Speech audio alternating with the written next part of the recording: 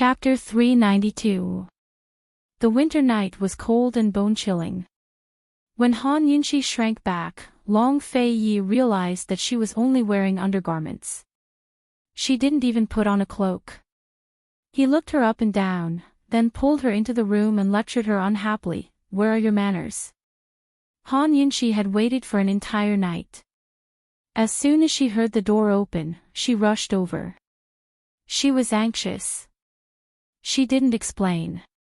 It was useless anyway. From the moment she took off her socks in front of him, she knew that this guy really minded this kind of thing. There was a heater in the room, which drove away the cold in an instant. However, Long Fei Yi took off his coat and threw it to Han Yunxi, "Put it on." Although it was a scolding, it was actually doting. Even if she saw Long Fei Yi's cold face, Han Yunxi was still happy. She happily put it on and wrapped it tightly. Her clothes were filled with his unique scent. What else did that person say? Long Fei Yi was very concerned about the white-clothed gentleman. "I asked him if he was from the Shadow Clan. He said that he would tell me the next time we met." Han Yunxi answered truthfully. "So, he will come again." Although Long Fei Yi said this, he thought that it was true. The expert who had been hiding in the surroundings these past few days was probably that person from the Shadow Clan.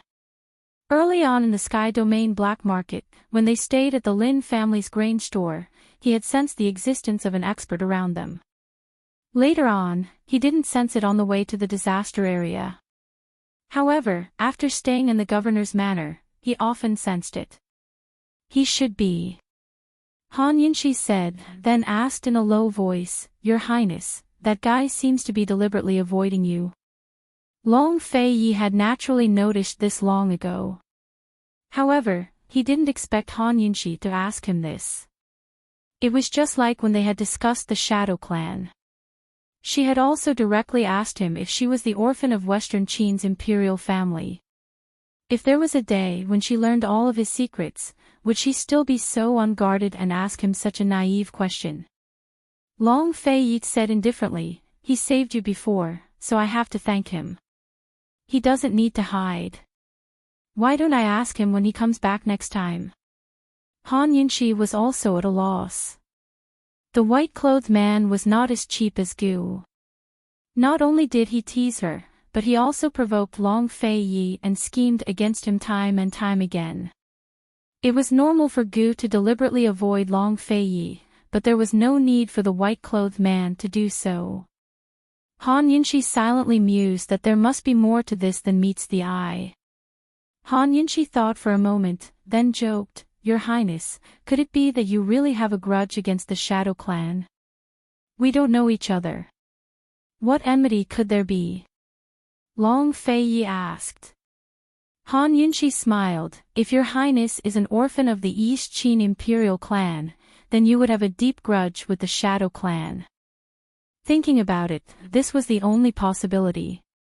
The Shadow Clan was loyal to the Western Qin Imperial Clan. In the past, the Eastern and Western Qin Imperial clans were exterminated due to internal strife. The two clans had an irreconcilable grudge. The Shadow Clan's grudge against the East Qin Imperial Clan was as deep as the Western Qin Imperial Clan's grudge against the East Qin Imperial Clan. In that instant, a cold light flashed in Long Fei Yi's eyes. It was cold and sharp like a knife. Unfortunately, Han Yunxi did not see it. "Do you think that's possible?" Long Fei Yi asked. Han Yunxi laughed. She was just joking around, that was all. If that was the case, how could Long Fei Yi allow someone with an unknown background to stay by his side? And how could the white-clothed man allow her to stay by Long Fei Yi's side? "Your Highness, is there any news about Mute Granny?" This was what Han Yunxi wanted to ask when she entered the room. It had been more than 3 months. If they still couldn't find her, then the chances were very slim. Long Fei Yi did not hesitate. He calmly said, "I'm afraid that even her bones won't be found." This meant that Mute Granny was dead. Han Yunxi looked deeply at Long Fei Yi. Her originally bright eyes dimmed. After a while, she muttered to herself, how should I explain this to Mu Ling? Mute Granny was not the only clue. If Mute Granny knew, then the Mu clan's patriarch, Muing Dong, would know as well. It was just that they did not want to reveal too much in front of Muing Dong. Compared to the mystery of her background, Han Yunxi was more worried about Mute Granny. She would never forget the tears that filled Mute Granny's eyes when she found out that she was Mu Xian's daughter. Those deep sunken eyes had long been dead. Because of her arrival, they were rekindled with trust and hope. Mu Ling hadn't been wrong in the first place. She was the one who'd brought Mute Granny out. If anything happened to Mute Granny, she had to take responsibility. Your Highness, then have you found those assassins? Han Yunxi asked next, her eyes flashing with hatred. If those people hiding in the shadows had the skills, they could come at her directly. Why would they bully a deaf and mute old woman who'd suffered half her life? No, Long Fei Yi was very taciturn. You haven't found a single clue in 3 months. How is Chu Shifeng doing his job? Han Yunxi was a little angry. After a long silence, Long Fei Yi ended the conversation. It's getting late. Go to sleep. Your Highness, are we just going to let the matter rest? Han Yunxi's face was full of disbelief. This wasn't Long Fei Yi's style at all. Your lordship will keep looking, but don't hold out too much hope. Mute Granny isn't the only clue, Long Fei Yi explained. Han Yunxi realized that she'd been too agitated. She wasn't in the mood, so she rose to leave. Long Fei Yi walked her to the door and said, Han Yunxi, your birth is a matter of the past. It's a matter of the previous generation. You should look forward. Your Highness, actually, Han Yunxi wanted to explain, but Long Fei Yi pushed her into the room. It's getting late. Go to sleep. Then your Highness should rest early too, Han Yunxi intoned. Very soon, the lights in the 2 rooms went out. Unfortunately, it was destined to be a sleepless night. Han Yunxi lay on the bed, tossing and turning restlessly in her bed. Her heart felt uneasy. Her sharp intuition told her that Long Fei Yi was intentionally avoiding certain matters. Was her intuition wrong, or was he really hiding something? She was curious about his secrets, but she'd never forced him to reveal them. But why was he hiding hers? Han Yunxi hoped that she'd guessed wrong and overthought things. Long Fei Yi wasn't in the room at all. He was sitting on the roof. Ever since he'd moved into the governor's estate, he'd often kept watch like this. Tonight, he hadn't sensed the presence of that expert, so he must have left. There was no need for him to keep watch. However, he continued to sit there. Under the cold moonlight, his figure appeared to be alone, 70% lonely and 30% desolate. The night was deep, and the moon was still. In the alleys around the governor's estate, Aunt Rue, who hadn't been seen in a long time, appeared. Aunt Rue, that expert has left, the masked man whispered. Those who called Aunt Rue were not just Long Fei Yi and Tang Li, but also many members of the Tang sect. Aunt Rue had become a respectful title, regardless of identity or relationship. Because Tang Zijin's son had run away from the wedding, he'd offended the new bride's faction. Over the past 2 months, he'd been thoroughly vexed and busy as he searched for Tang Li while trying to salvage the marriage. For the time being, he didn't have time to deal with Han Yunxi. Tang Zijin had invited Long Fei Yi and Han Yunxi to Tang Li's wedding as a ploy, but it hadn't succeeded. Tang Zijin had advised Aunt Rue not to act rashly for the time being, lest she angered Long Fei Yi. Unfortunately, Aunt Rue didn't listen. She couldn't tolerate a woman related to the Shadow clan staying by Long Fei Yi's side. Others didn't know that Long Fei Yi was injured, but she knew very well. Although she didn't know that someone was locked up in the U Pavilion, she could still find out that Long Fei Yi was injured in the U Pavilion. She'd rushed over from the Tang sect as soon as Long Fei Yi and Han Yunxi arrived in South Ning Prefecture. She'd been looking for an opportunity to make a move on Han Yunxi.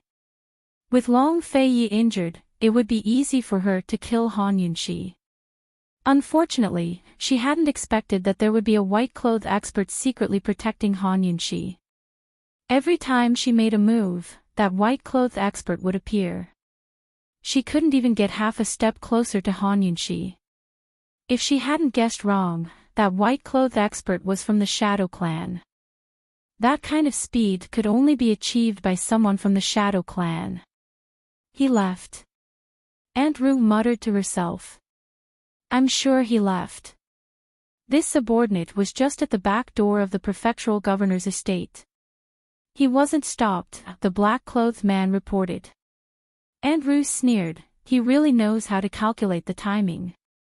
The white-clothed expert had left, but Long Fei Yi's injuries had already healed. How could Aunt Rue still have a chance to make a move? Did Long Fei Yi know of the white-clothed expert's existence? What about Han Yunxi? Was there any connection between her and this white-clothed expert? Aunt Rue, what's wrong with His Highness? If that person really was from the Shadow Clan, then doesn't that mean esteemed Wang Fei is? Before the black-clothed man could finish, Aunt Rue suddenly turned around and grabbed his neck. Who told you that person was from the Shadow Clan? His speed. The black-clothed man wanted to explain, but quickly realized that he knew too much. Aunt Rue, this subordinate wouldn't. Before he could finish speaking, he had already lost the ability to speak forever. Aunt Rue slowly wiped away the blood on her hands, her eyes dark. The more people who knew about the Shadow Clan, the worse it'd be for Fei. Her heart was filled with resentment, but she had no choice but to help hide the truth. Now that Long Fei Yi had recovered, Aunt Rue had no choice but to resentfully return to the Tang clan. There were so many disaster victims that transporting grain wasn't something that could be done in a few days. The prefectural governor's estate and various yamen offices didn't have enough manpower, so Long Fei Yi transferred some of the carriage drivers and guards to the villages below to help out. As for him and Han Yunxi, they still had one more important task, and that was to continue searching for grain. Last night's unpleasantness seemed to have passed with it. Today, Han Yunxi was still in high spirits. Although this woman was often a little gloomy, she was still a positive, and radiant girl. It wasn't clear how she'd convinced herself, but she was full of energy as soon as she woke up at noon. She earnestly discussed the matter of finding grain with Long Fei Yi and even made suggestions that surprised Long Fei Yi. Long Fei listened with keen interest as he nodded his head. It was as if nothing had happened last night. The two of them had just finished their discussion when Emperor Tianhui's imperial edict arrived. Long Fei Yi and Han Yunxi were both very clear that Emperor Tianhui wouldn't let them off easily after sending them to the disaster areas. What kind of imperial edict was this? Chapter 393. Since Emperor Tianhui had sent an imperial edict at this time, rewards were necessary. The edict praised the Duke of Qin and Qin Wangfei for their meritorious service in the disaster areas, as well as tracking down corrupt officials and eliminating evils for the people. But the most important part was yet to come.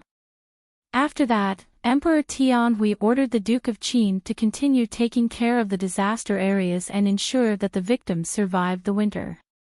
The edict clearly stated that the Duke of Qin could return to the capital only after farming had resumed in the three disaster areas. Since Long Fei Yi and Han Yunxi were sent to the disaster areas, how could Emperor Tianhui let them go so easily? Resume farming. That dog of an emperor. Han Yunxi couldn't help but curse. Resuming farming seemed very simple on the surface.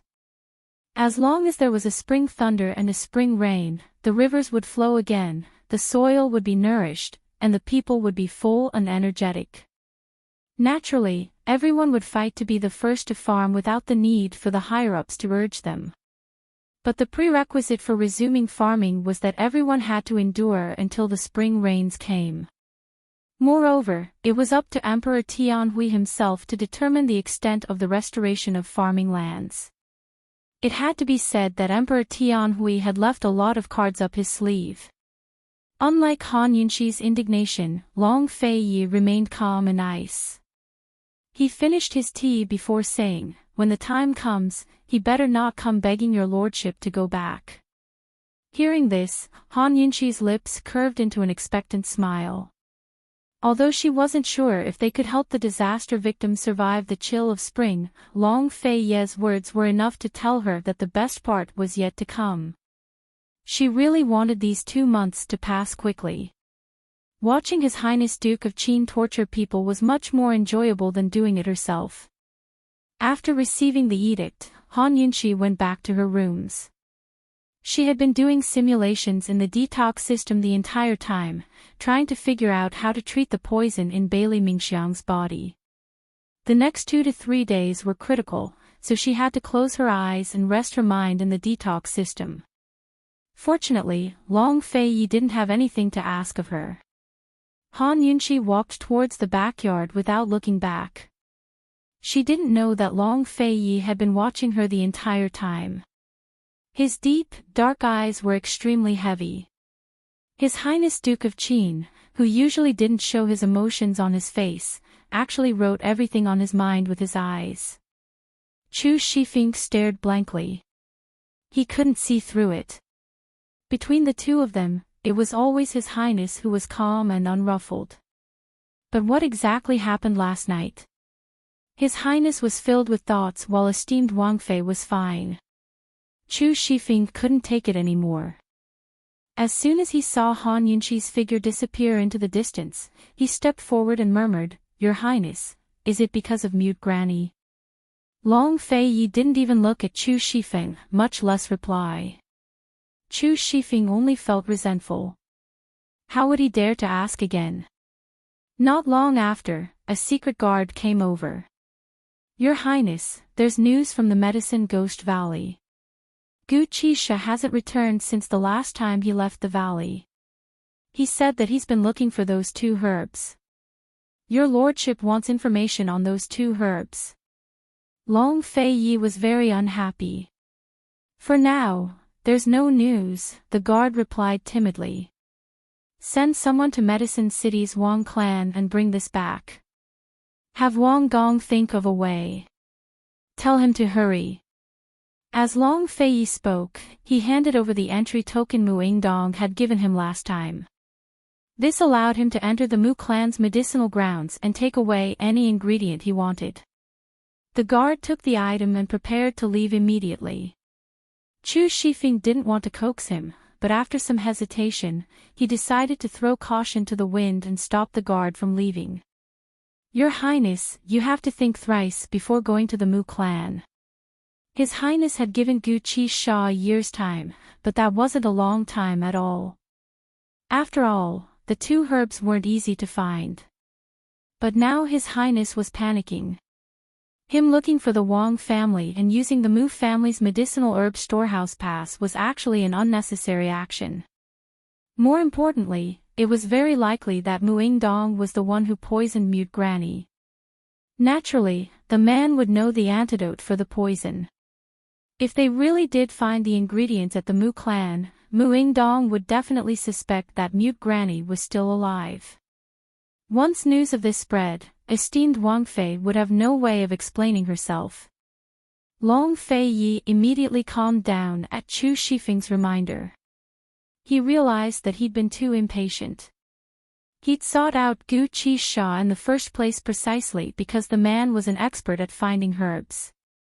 If Medicine City had these 2 things, Gu Qisha would definitely be able to find them. Who would suspect Gu Qisha if he showed up to look for the ingredients? Long Feiyi furrowed his brows and sat down. Chu Shifeng quickly poured him tea. "Your Highness, you've lost track of your emotions." "Lost track of my emotions?" He really had lost track of his emotions multiple times over mute Granny's matter. Even the stab to his heart had been caused by his impatience. Han Yunxi had been disappointed last night, but she'd recovered today. Still, he'd rather her stay disappointed. For the first time, he realized that he couldn't figure her out. For the first time, he felt like he was losing control. This entire time, she'd been the one to pester him. Unknowingly, he'd been swayed by her emotions as well. Long Fei Yi fell silent for a long time before he finally told Chu Shifeng, "Go find Gu Qi's shop personally. Tell him that if he can find the 2 ingredients within half a year, your lordship will owe him a favor." Favors had to be repaid.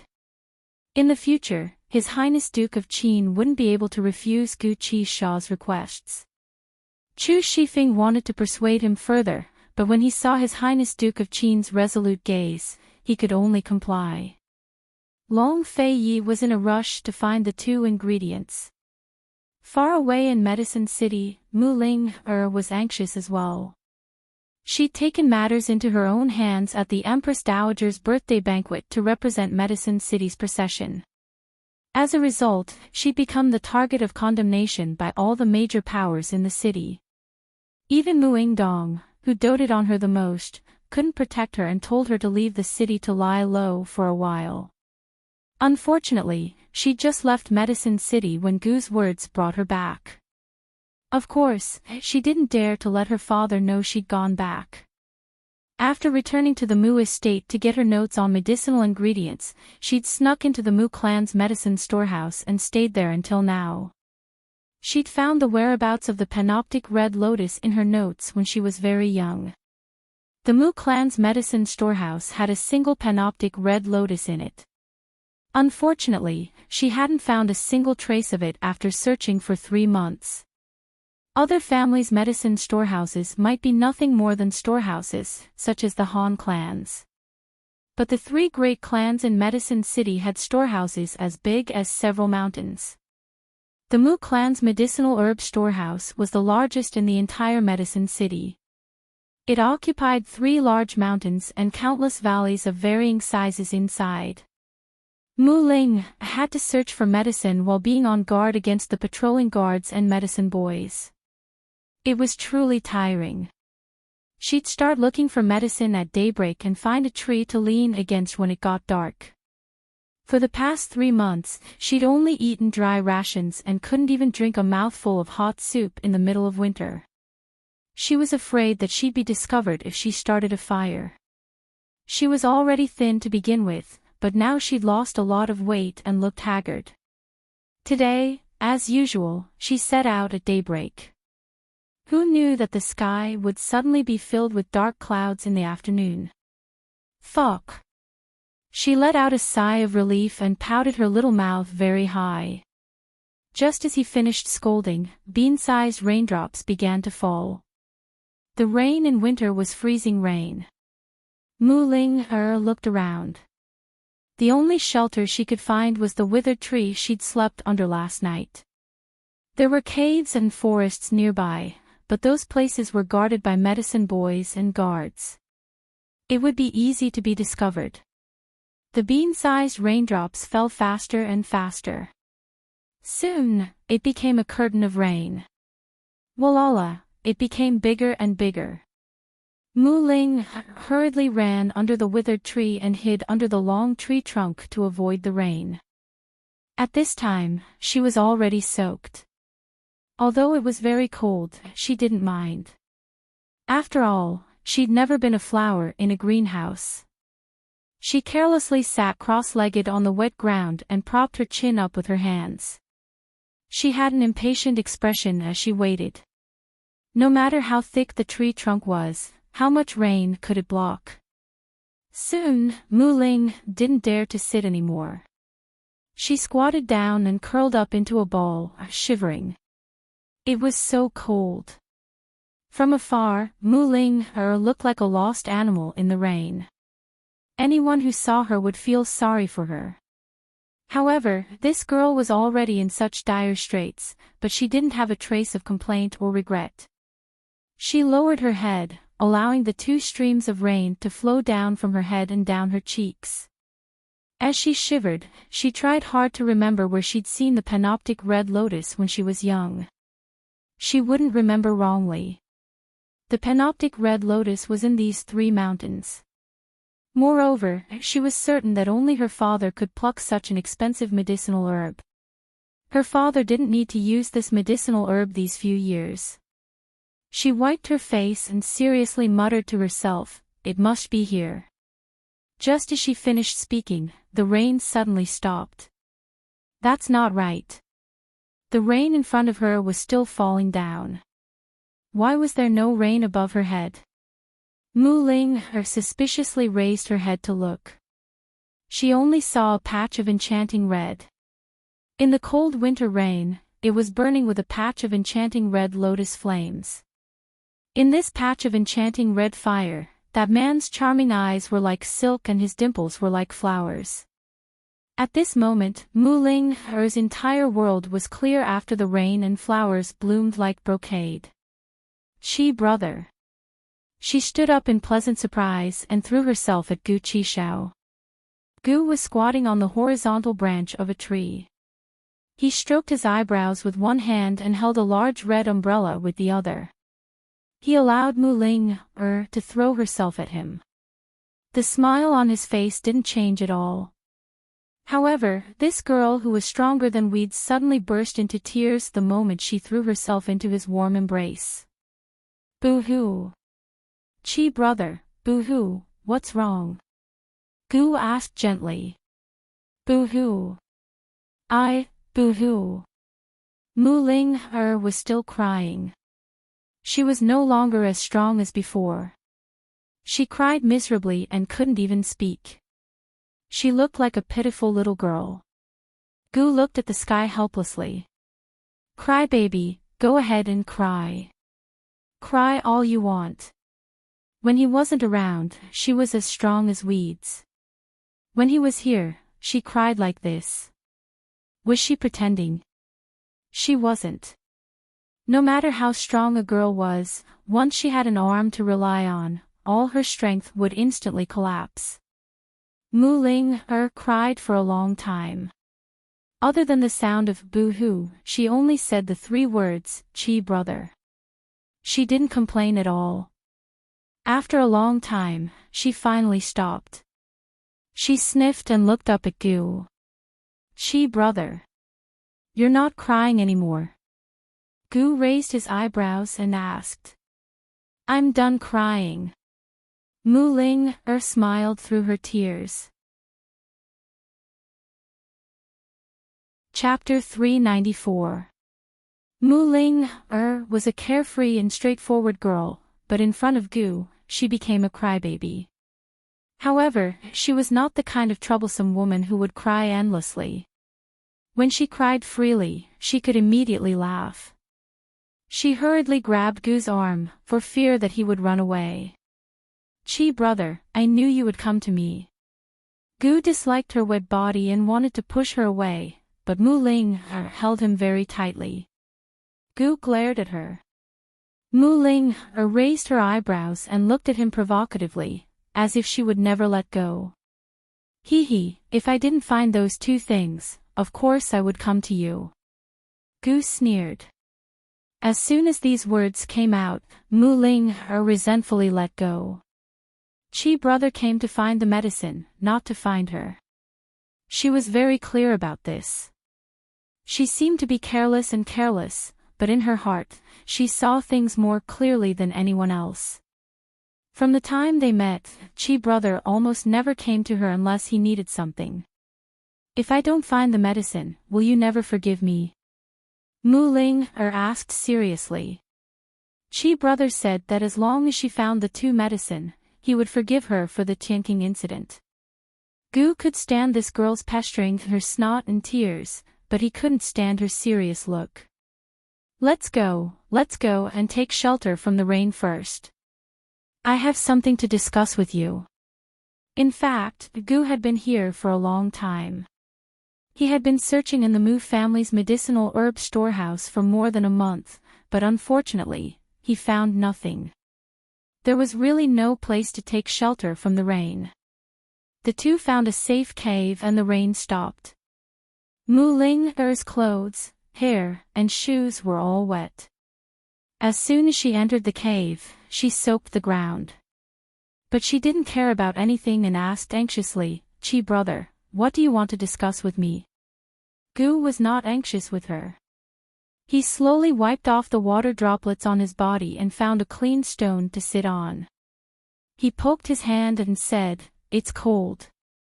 TSK, this bad thing." He only cared about himself. Didn't he see that Mu-Ling, a little girl, was drenched? If it were Han Yunxi today, this guy would have eagerly started a fire. He might even find a clean set of clothes for her in the rain. He was not someone who did not know how to take care of others, but he just had to bully Mu-Ling. That was how matters of the heart were. Both parties were willing, and there was nothing to complain about. Mu-Ling was so cold that she was shivering. Her lips were completely pale. When she heard that Gu was cold, she hurriedly gathered all the dead leaves in the cave and asked Gu for a match to start a fire. Without needing her to call him, Gu had already approached the fire and warmed himself up with a look of enjoyment. "Chi brother, what do you want to say?" Mu-Ling was very curious. "Can you strive to find those 2 medicinal herbs within half a year?" Gu was still talking about the medicinal herbs. Half a year. Mu-Ling was suspicious. What are these things for? Is someone poisoned? Will the poison take effect in half a year? Why do you care so much? Just tell me whether or not I can. Gu Qixiao grew unhappy. If I'm happy, then I can. If I'm not happy, then I can't. Mu-Ling also had a temper. Gu squinted his eyes and smiled with interest. "Oh, little girl, you know how to throw a tantrum with me." Mu-Ling looked at him arrogantly and did not say a word. Gu suddenly approached and lifted Mu-Ling's chin. He whispered mischievously, "What do I have to do to make you happy?" An evil aura rushed towards her. His beautiful face was right in front of her eyes. Mu-Ling's heart was beating wildly. Even though she knew that Chi brother was just joking, she still could not help but indulge in it. Her heart was infatuated, and so was her person. As long as Chi brother is happy, Linger will be happy. Her voice was as gentle as spring water. She was as beautiful as spring. Unfortunately, Gu could not see it. He immediately let go and said excitedly, "Linger, are you really confident?" Good things were always short-lived. Ignoring the disappointment in her heart, Mu-Ling was still arrogant. She raised her chin and said, "The panoptic red lotus is in these 3 mountains. As for the Bear River, it's actually in..." Before Mu-Ling could finish speaking, she heard the sound of wind breaking from outside the cave. The two of them turned their heads to avoid it. Soon, a familiar voice was heard. "Mu-Ling, come out. I know you're inside." Wasn't this voice the Mu family's eldest young master, Mu Chaoran? How did he find this place? One had to know that Mu Chaoran was not only Mu Yingdong's eldest son, but also the eldest son of the first wife. His status was very noble, and it could be said that he was the most legitimate successor of the Mu family. Unfortunately, his pharmaceutical skills were far inferior to Mu-Ling's, the daughter of a concubine. In the end, a medicinal family was not a royal family. In such a family, ability was the most important, and birth was secondary. Mu-Ling was Mu Yingdong's designated successor. Mu Chaoran had long disliked Mu-Ling. In the past, he couldn't cause trouble for Mu-Ling because of Mu Yingdong. Now that Mu-Ling was involved in such a big matter, how could Mu Chaoran let go of such a good opportunity? Ever since the entire medicine city was attacking Mu-Ling because of the Empress Dowager's birthday banquet, Mu Chaoran hadn't been idle. He had been looking for Mu-Ling the entire time. It was a coincidence that they ran into each other today. Mu Linger was sick and tired of her brothers and sisters, especially this eldest brother of hers. In the past, she would have treated any provocation as a dog barking. But now that she had a case, it would be troublesome if Mu Chaoran exposed her whereabouts. Mu Linger hesitated for a moment, then said, "Chi brother, go away first. I'll discuss this with him." As she spoke, the person outside impatiently shouted, "Mu Linger, if you don't come out, I'll go tell mother right away." If he told father, he would probably cover up for this brat again. But if he told mother, mother would definitely make a big deal out of it. Even father wouldn't be able to handle it. Gu didn't say a word and hid behind a large rock. Mu Chaoran was still talking nonsense here, which meant that he wouldn't really tell the Mu clan's matriarch. He must have something to ask of Mu Linger. Seeing that Gu had hidden himself, Mu Linger walked out confidently. She stopped at the cave entrance and saw Mu Chaoran standing alone outside. "If you have something to say, then say it," Mu Linger said cold. "A wild child without a mother, this is the kind of upbringing you have." Mu Chaoran spat. Mu Linger narrowed her eyes. "What do you want?" "I want your 30 medicinal notes, not a single one less. Otherwise." Mu Chaoran was very direct. Mu Linger sucked in a breath of cold air. "You're robbing me." The medicinal notes were Mu Linger's treasure. It was the essence of what she had learned since she was young. There were also many of her secret recipes recorded inside. This thing was priceless, let alone 30 of them. "You're just going to treat it as being robbed?" Mu Chaoran shrugged, looking like he had no other choice. "What if I don't give it to you?" Mu Linger asked cold. "Hee, it's fine if you don't give it to me. Either I go tell mother now, or..." Mu Chaoran thought for a moment and smiled. "All right, you're still my little sister. I'll give you a chance. Kneel down and admit that your medicinal skills are inferior to mine, and I'll treat it as if I didn't meet you today and didn't see you bringing outsiders into the medicinal herb storage." He was going too far and was taking advantage of the situation. Mu Chaoran was actually here to bully people today. If he told mother about this matter and let mother make a big fuss, father would still be unhappy in the end. Mother and son wouldn't get any benefits. Even if he couldn't do anything to Mu Linger, he could at least humiliate her once and kill her spirit. Mu Linger's hands clenched tightly as her heart violently heaved up and down. She had always been giving in and hiding, but this group of people still couldn't tolerate her. It was said that the heavens were jealous of geniuses, but it should be people who were jealous of geniuses. "What if I don't?" Mu Linger asked cold again. Who knew that the moment her voice fell, Mu Chaoran shouted, "Someone come, you shut up." Mu Linger was anxious. The entire Mu family, except for father, wanted to hand her over to the Medical Herbs Association. At this juncture, she couldn't afford to gamble or make a fuss. She had to find the medicine. "What, have you thought it through?" Mu Chaoran smiled very cockily. Mu Linger clenched her teeth tightly. She didn't want to agree, but this young master's patience is limited. Mu Chaoran urged. Mu Linger stared at him and almost knelt down. At this time, a red figure suddenly flew out from the cave. Gu's speed was very fast. Before Mu Chaoran could see his appearance, he had already landed behind Mu Chaoran. His well-maintained white and gentle hand suddenly grabbed Mu Chaoran's neck. "Don't kill him." Mu Linger was anxious. There were many cases of brothers killing each other in the Mu family, but she didn't want her hands to be stained with this kind of blood. Otherwise, she would have already asked Chi brother to silence Mu Chaoran and save herself a lot of trouble. Gu's lips curled into a sneer. He ignored Mu Linger's obstruction and slowly pierced his fingernails into Mu Chaoran's neck. "No. I didn't see anything." Mu Chaoran was frightened. But soon, he couldn't make a sound. Blood flowed out and his throat hurt like needles. When he spoke, the pain was unbearable. I'm the only one who can bully this girl. Remember this. Gu's voice was so low that it sounded like it came from hell. He had always bullied Mulinger, but he was so overbearing that he didn't allow others to bully her.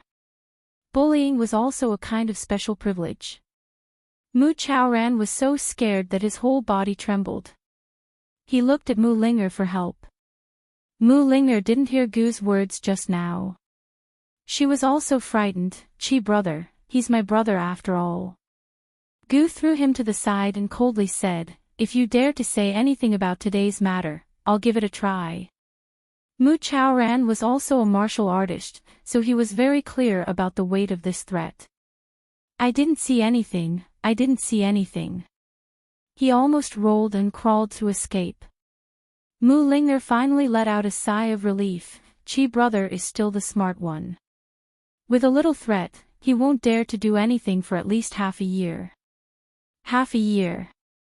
As long as she could help Chi brother find those 2 ingredients, she didn't care about the sanctions of the Medical Materials Association. In any case, if she wanted to continue living in Medicine City, she wouldn't be able to escape in this lifetime. Gu slowly wiped his hands clean and asked, who did you say had the bear chuan? Chapter 395. There were only 3 ingredients needed to cure Mute Granny's poison: serpent fruit, bear chuan, and panoptic red lotus. Now that the serpent fruit was in Chang Fei Ye's hands and the panoptic red lotus was confirmed to be in the Mu family's herb storage, only the bear chuan was still missing. Mu Ling Er's eyes flashed with a sly glint as she smirked. Chi brother, do you think I'll become more powerful than Gu Chi Sha from Medicine Ghost Valley in the future? You will. Gu was very certain. Hee, there's only one bear chuan in the world. Gu Chi Sha probably doesn't know where it is either, Mu Ling said mysteriously. Still not telling me. Clearly, Gu's patience was running out. Mu Ling leaned over and whispered in his ear, Northern Li's Kong Wang. Jun Yi Xia. Gu was very surprised. How did you know? Jun Yi Xia had kept a low profile ever since he was defeated in Medical City, but Gu hadn't forgotten about him. He had always been a vengeful person. He would take revenge for both himself and Poison Lass. Even if Jun Yi Xia was poisoned by Poison Lass and could never be cured, it was Poison Lass who took revenge for him. Gu Chi Shao had been waiting this entire time to take revenge for Poison Lass.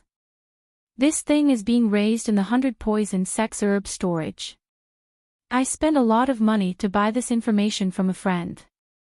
Unlike Gu Chi Shao, who was an enemy in the medical circle, Mu Ling had many friends and was naturally well informed. Chi brother, when we find the panoptic red lotus, let's go to the 100 poison sex herb storage together, okay? Mu Ling was very excited. She didn't tell Chi Gij about this in the letter because she wanted to find him personally and beg him to agree. The happiest thing was to go on an adventure with Chi brother, to live and die together, to share sorrow and joy. Jun Yi Xia, Gu rubbed his chin and pondered for a while. There's no hurry. Let's find the panoptic red lotus first. As long as he was sure that Xiong Chuan was with Jun Yi Xia, he was relieved. Chi brother, Mu Linger was about to say something when she suddenly sneezed. His entire body was dripping wet, and when the wind blew, it was really cold to the bone. Good girl, dry your clothes first. I'll keep watch for you. Gu had a smile on his face the whole time. He was in a very good mood. A casual word of good girl made Mu Ling instantly become obedient. She said happily, okay. When Mu Linger finished tidying up and came out, Gu was leaning against the wall with one hand behind his head and the other hand stroking his smooth chin. His long and narrow eyes were slightly narrowed, as if he was planning something. Chi brother, what are you thinking about? Mu Ling's intuition told her that there was something wrong with this guy. Nothing. Gu lazily rose to his feet. Let's figure things out and split up. Mu Linger was delighted. She could spend time with Chi brother for a long time now. In any case, she'd have plenty of time to ask him questions in the future. Aside from the places they'd already searched, there was still more than half of the Mu clan's medicine storehouse that they hadn't searched yet. The two of them discussed their routes and split up before meeting up at night. Their search ended up taking them over 2 months. 2 months later, it was already the end of the year. There wasn't much grain left in Tianning's disaster regions. Plenty of grain had been donated over the past 2 months, but it was still like trying to put out a burning cart with a cup of water.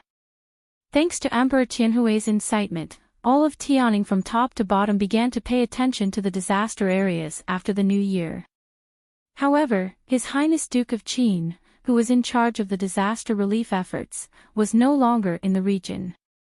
Your Majesty, the spies in South Ning Prefecture sent news that His Highness Duke of Qin has left the prefecture.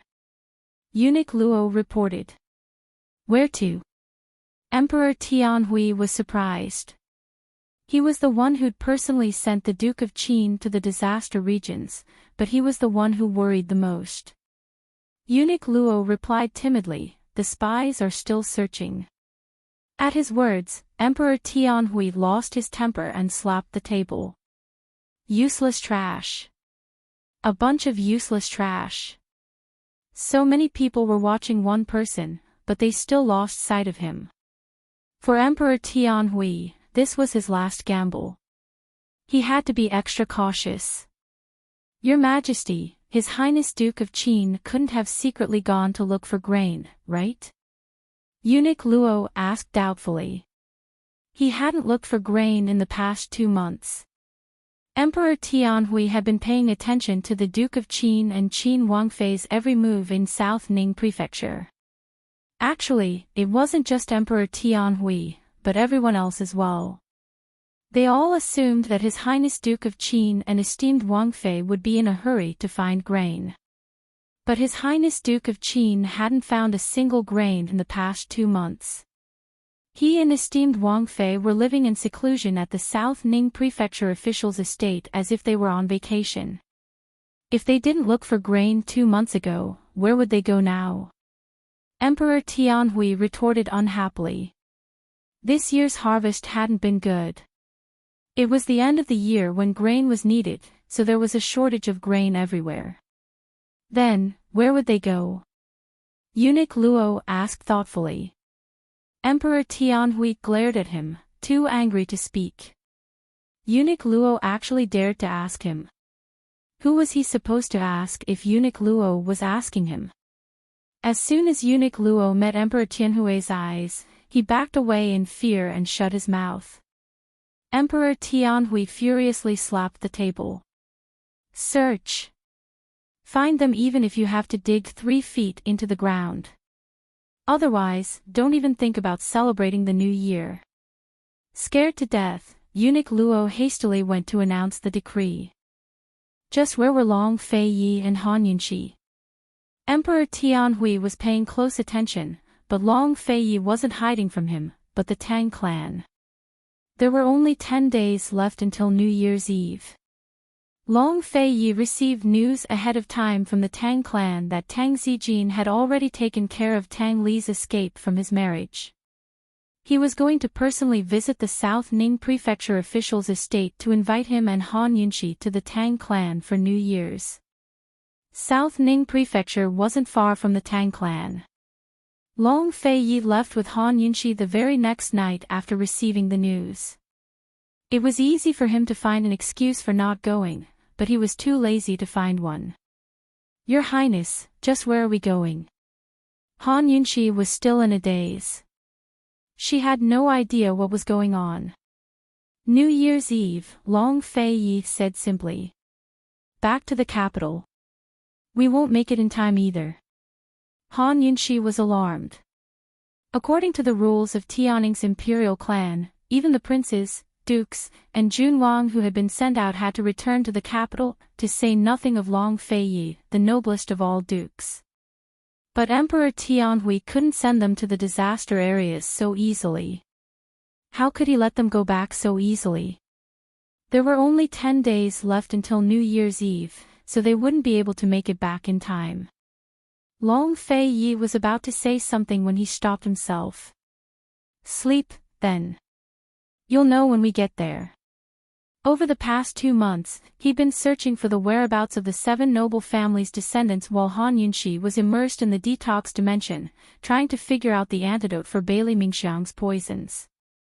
The two of them didn't put the matter of finding grain to heart.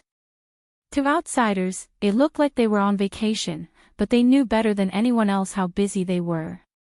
Han Yunxi wasn't in the best of spirits because she was immersed in the detox dimension. Moreover, the days were getting colder and colder, making her more and more sleepy.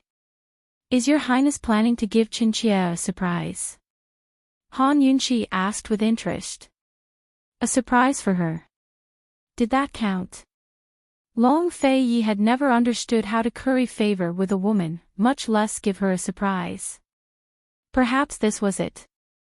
You'll know when we get there, he said the same thing. Then Qinxie will. Look forward to it. Han Yunxi stole a glance at him just as Long Feiyi's gaze drifted over as well. When he saw her looking at him, he immediately averted his gaze. Han Yunxi was still wrapped in a white fox fur coat as she curled up on one side, her eyes closed. She should have gone back into the detox dimension, but Long Feiyi's tantalizing words made it impossible for her to concentrate. In this world, only the man by her side could do such a thing. A few words were enough to stir up the waters of her heart, making it impossible for her to calm down. New Year's Eve was a major event. Family matters were meant to be celebrated with family. It was impossible for her to return to the capital. Was this fellow going to take her to see his family? To the Tang clan. He had said that his parents were from the Tang clan. Although Han Yunxi didn't like seeing Aunt Ru's despicable face, she would still be very happy if she could go back to the Tang clan with Long Feiyi for New Year's Eve. After all, it was as grand as going back with him to see his parents. This meant that he had completely brought her into his world. Although he didn't say anything, she didn't ask. However, in the end, she still hoped that he would tell her more of his secrets. He said that one's background was a matter of the past, a matter of the previous generation, and that one should look forward to the future. But if one didn't understand a person's past, how could one understand him, love him, dote on him, protect him? Bailey Mingxiang had started cultivating beauty's blood at such a young age. What about him? At what age did he have the ambition to conquer the world? Was it tiring? Long Feiyi, my past belonged to Han Yunxi, whose soul had died. I don't care about it. But your past is something that you personally experienced day by day. How can I not care? Han Yunxi secretly opened her eyes. She saw Long Feiyi holding a scroll and carefully reading it. He was dressed in a snow-white robe with a luxurious fox fur robe draped over it. The white was spotless and elegant, while the purple was noble and extraordinary. He didn't look like an ordinary person. Such a quiet and restrained scene would forever be engraved in Han Yunxi's heart. Long Feiyi, I look forward to getting closer to you. Even closer. I will definitely finish walking 100 steps. The carriage took a hidden path and didn't travel fast. When they arrived at their destination, there were only 2 days left until New Year's Eve. She didn't know how he developed this habit, but when they were in the same carriage, he would always get off first and then personally help her down. This time, she closed her eyes and felt the door sill to get out. She almost fell. Seeing this, he hurriedly supported her. What are you doing? Is it a surprise? Han Yunxi asked with a smile. She had always remembered it, but he had forgotten. Han Yunxi waited. She wanted to see how he would answer this time. Unfortunately, she waited and waited, but Long Fei didn't say anything for a long time. Han Yunxi's good mood was inevitably dampened after waiting for a long time. Alright, she had done something unnecessary. This guy was as cold as an iceberg. He didn't even know how to joke. How could he be in the mood for this? If he didn't answer, she might as well answer it herself. Hee, you'll know when you open your eyes. Han Yunxi was about to open her eyes when Long Fei suddenly reached out and covered her eyes. Wait. Chapter 396. Long Fei was even colder than the dead of winter, but his palms were warm and scorching. The familiar warmth enveloped her eyes, so warm that Han Yunxi had the urge to never open her eyes again. Rather than seeing this man's existence, she might as well feel his existence. Although she knew this wouldn't last forever, she still hoped that this moment could last a little longer. Han Yunxi closed her eyes, enjoying the rare warmth as she waited. Who knew that Long Fei would suddenly carry her in his arms and take large strides towards the entrance? Don't open your eyes yet. There really was a surprise. She had clearly been looking forward to it the entire time, but sometimes she was still very surprised. She was nervous and obediently allowed him to carry her the entire way, her eyes tightly shut. After walking for a long time, apart from his hurried footsteps, she didn't hear any other sounds. Her hanging heart thumped loudly. After walking for a long time, Long Fei finally put Han Yunxi down. Your Highness, can I open my eyes now? Han Yunxi timidly asked. Long Fei murmured, but didn't say anything else. Han Yunxi immediately opened her eyes, instantly stunned by the scene in front of her. So beautiful. She discovered that she was in the depths of the plum garden. What a beautiful world wrapped in silver. The plum blossoms reflected the snow, just like a fairyland. Han Yunxi looked around and discovered that this plum garden was so big that she couldn't see the end. Rather than calling this a plum garden, it was better to call this a sea of plum blossoms. No matter which direction she walked, she couldn't see the end. In this world, there was only snow, only plum blossoms, only him, only her. It was like a pure paradise. Just as Han Yunxi was sighing in amazement, Long Fei, who was standing behind her, began to softly recite a poem. Wind and rain send spring back, flying snow welcome spring. Already 100 zhang of ice on the precipice, there are still blossoms. Blossoms don't compete for spring, they only report spring as it comes. When the mountain flowers bloom, she smiles among them. Wasn't this poem the one she'd been forced to write last year when the plum blossoms were in full bloom and she'd been invited by Princess Chomping to participate in the plum blossom meet? Actually, it couldn't be said that she had written it, because she had stolen Lao Mao's poem. It was precisely this poem that gave Princess Chomping and the others a resounding slap to the face. It was also precisely because of this poem that the talented Duan Muyao was unable to compose any more poems. She had won that battle beautifully. She had always thought that he would never care about her when she was fighting alone in all those troubles. Who knew that he had actually memorized this poem? Han Yunxi looked back and felt an indescribable sense of pleasant surprise. The plum blossoms in the garden were not a pleasant surprise, but his soft moan was the real surprise. Your Highness, so you know this poem. Han Yunxi was wearing a spotless white dress and a snow-white fox fur coat. She stood in this world of red plum blossoms reflecting the snow with a resplendent smile. Her smile was reflected in the poem, She Smiles in the Thicket. This wasn't a deliberate surprise Long Fei wanted to give her. It was just that this scene reminded him of that poem. He had indeed secretly paid attention to Princess Chomping's plum blossom meet last year. I've heard of it, he replied indifferently. You memorized it? Han Yunxi asked. Long Fei glanced at her but didn't reply. He moved deeper into the plum blossom sea to admire the plum blossoms. Han Yunxi stood in place, watching his back without moving. Long Fei had already walked far away when he saw that Han Yunxi still hadn't followed him. Only then did he stop. The poem wasn't bad. I memorized it while I was at it. That was exactly what she wanted him to say. Han Yunxi was satisfied and eagerly followed him. Your Highness, what is this place? It's rare to see such a large garden. Jiangnan's plum blossom sea. This garden is for you as a New Year's gift. We'll spend the New Year here this year. Long Fei casually replied while admiring the plum blossoms, as if he was talking about something unimportant. However, Han Yunxi was stunned. Jiangnan's plum blossom sea.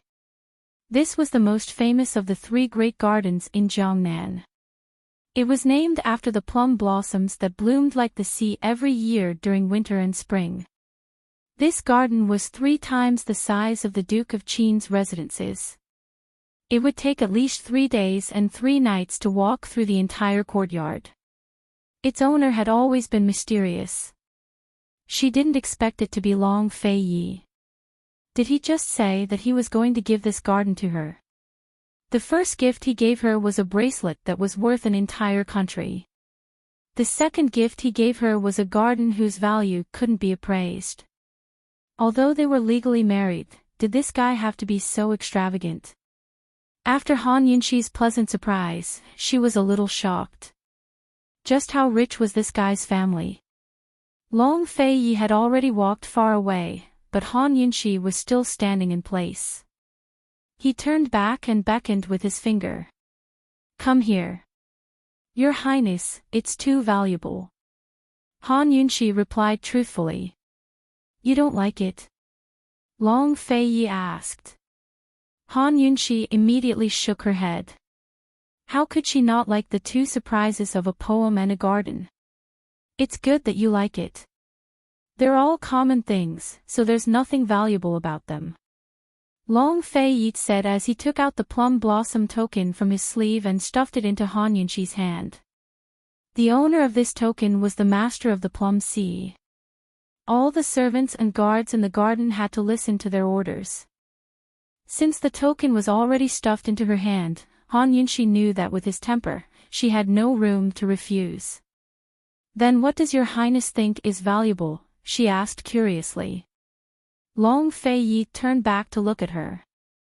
What do you think? Han Yunxi looked seriously at Long Fei and replied without hesitation, if you want to win the heart of one person, they'll be together until their hair turns white. Long Fei, you also know that those are all common things. No matter how valuable something is, even if it's the world as a betrothal gift, it can't compare to you taking a step towards me. Long Fei, in your eyes, how many steps are there between us? Seeing Han Yunxi's sincere and stubborn gaze, Long Fei didn't say anything. After a long time, he finally slowly pulled Han Yunxi into his embrace. Snowflakes began to flutter and silently fell on their hair and shoulders.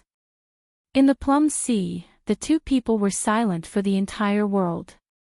If you want to win the heart of one person, they'll be together until their hair turns white. Long Fei, if you have to make a choice one day, what is the most important thing in your heart?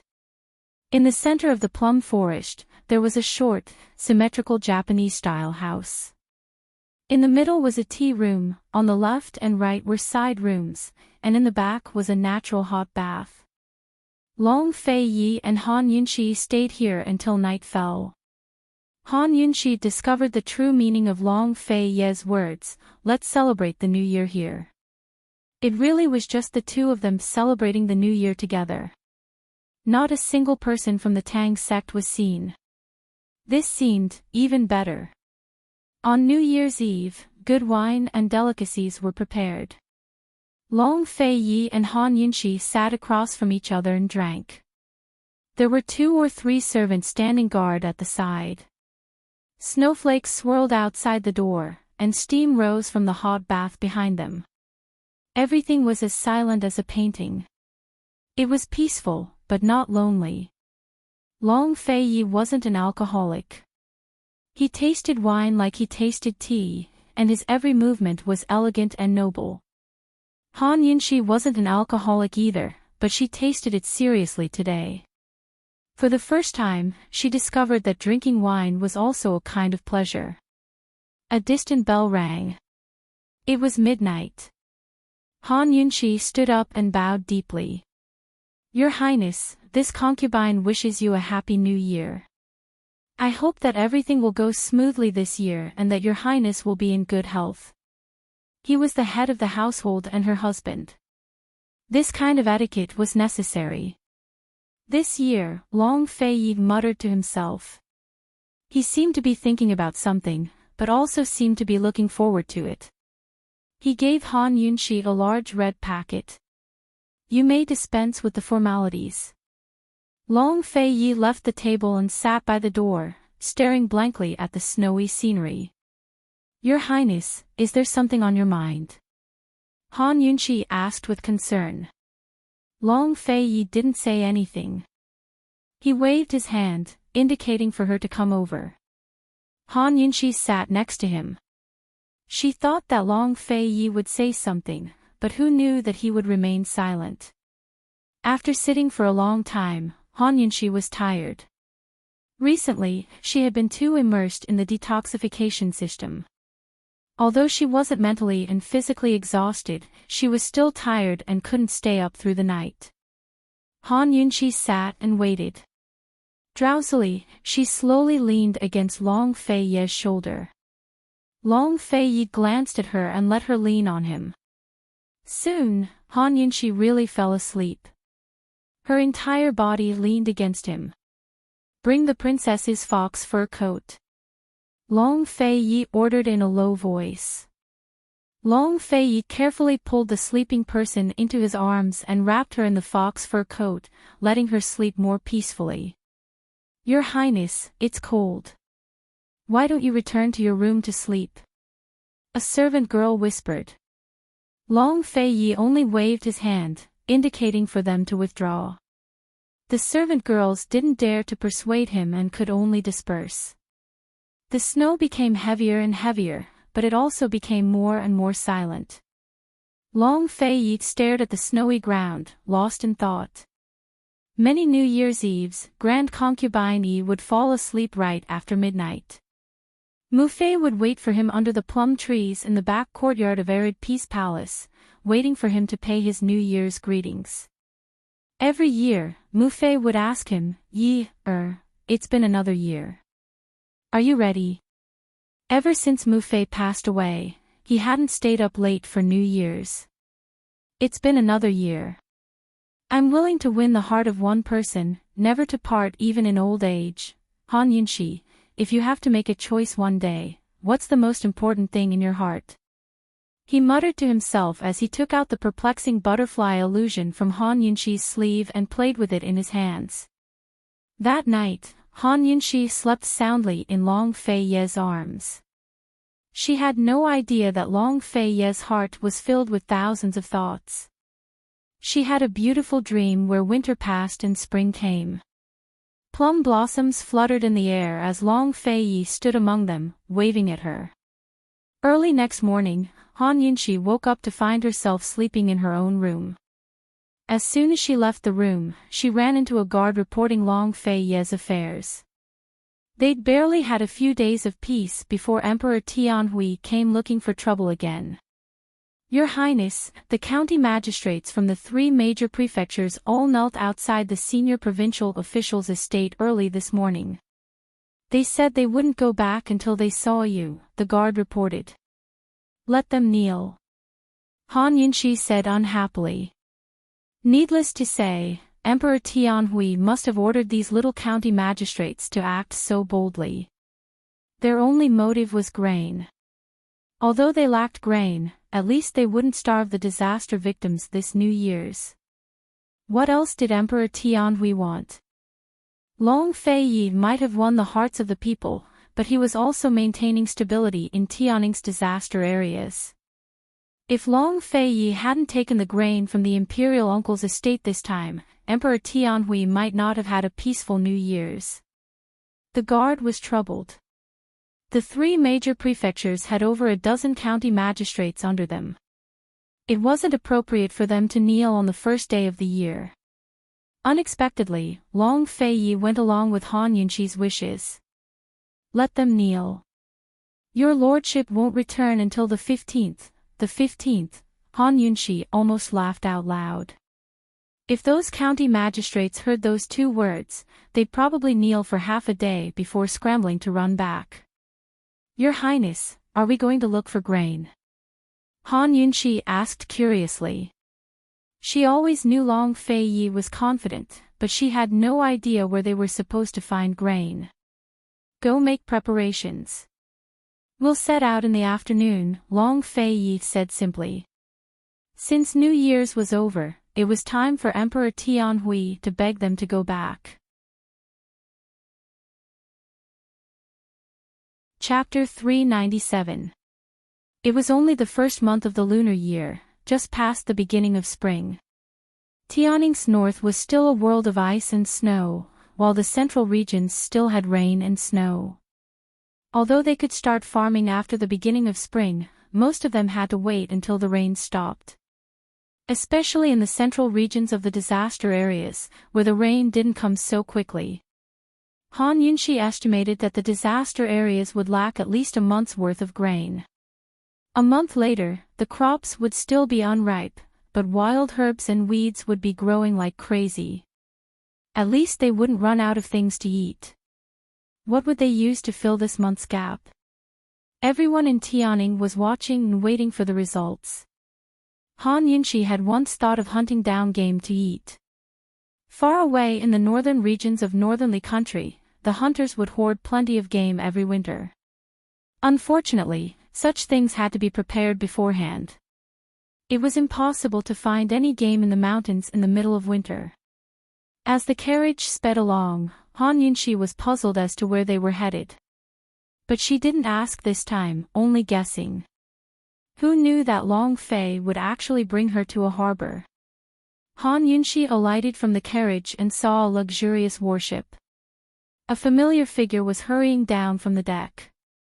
It was none other than General Bailey. Your Highness, we're going out to sea to catch fish. Will we have enough time?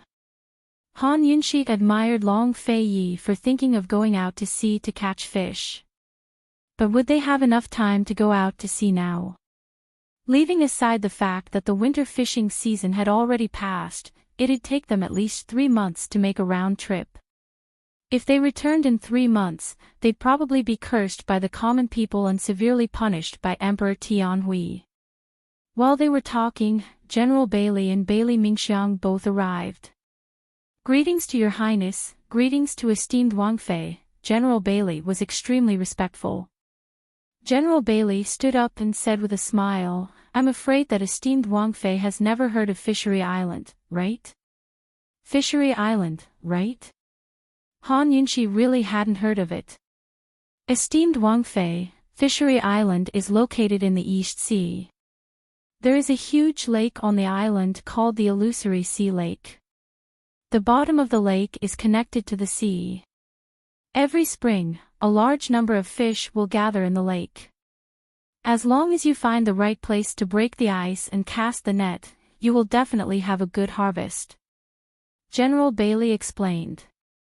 With that said, Han Yunxi instantly understood. So it was the winter hunt. Although she had never seen it before, she had heard of it. If one was lucky and chose the right location, catching hundreds of thousands of caddies of fish would not be a problem. Moreover, it could be frozen on the spot to ensure freshness. If they could really catch a batch of fish, not only would the disaster victims not go hungry, they would also be able to eat meat. Han Yunxi couldn't help but look forward to Emperor Tianhui's expression when he found out. She looked at Long Feiyi. Your Highness is wise. Long Feiyi held her hand, and under the guidance of General Bailey, they boarded the warship. Have you found all the fishermen? Long Fei Yi asked. The illusory sea lake on Fishery Island was vast and boundless. Although there were countless schools of fish at the bottom of the lake, it was impossible to find the right spot to break through the ice. Usually, it was up to the fishermen who went out to sea to find the right spot. Although they often failed, they had a better chance than the average fisherman. Your Highness, my daughter Mingxiang is a professional and has come to serve you. As soon as General Bailey finished speaking, Bailey Mingxiang hurried out of the cabin. She was draped in thick fox-fur robes, but her body was still very weak. She looked like a gust of wind would topple her over. With her head bowed, she strode forward and curtsied. Bailey Mingxiang greets Your Highness Duke of Qin, esteemed Wang Fei. Han Yunqi was very surprised. She never expected to see Bailey Mingxiang here. She always assumed that it would be at least half a year before she could see her again.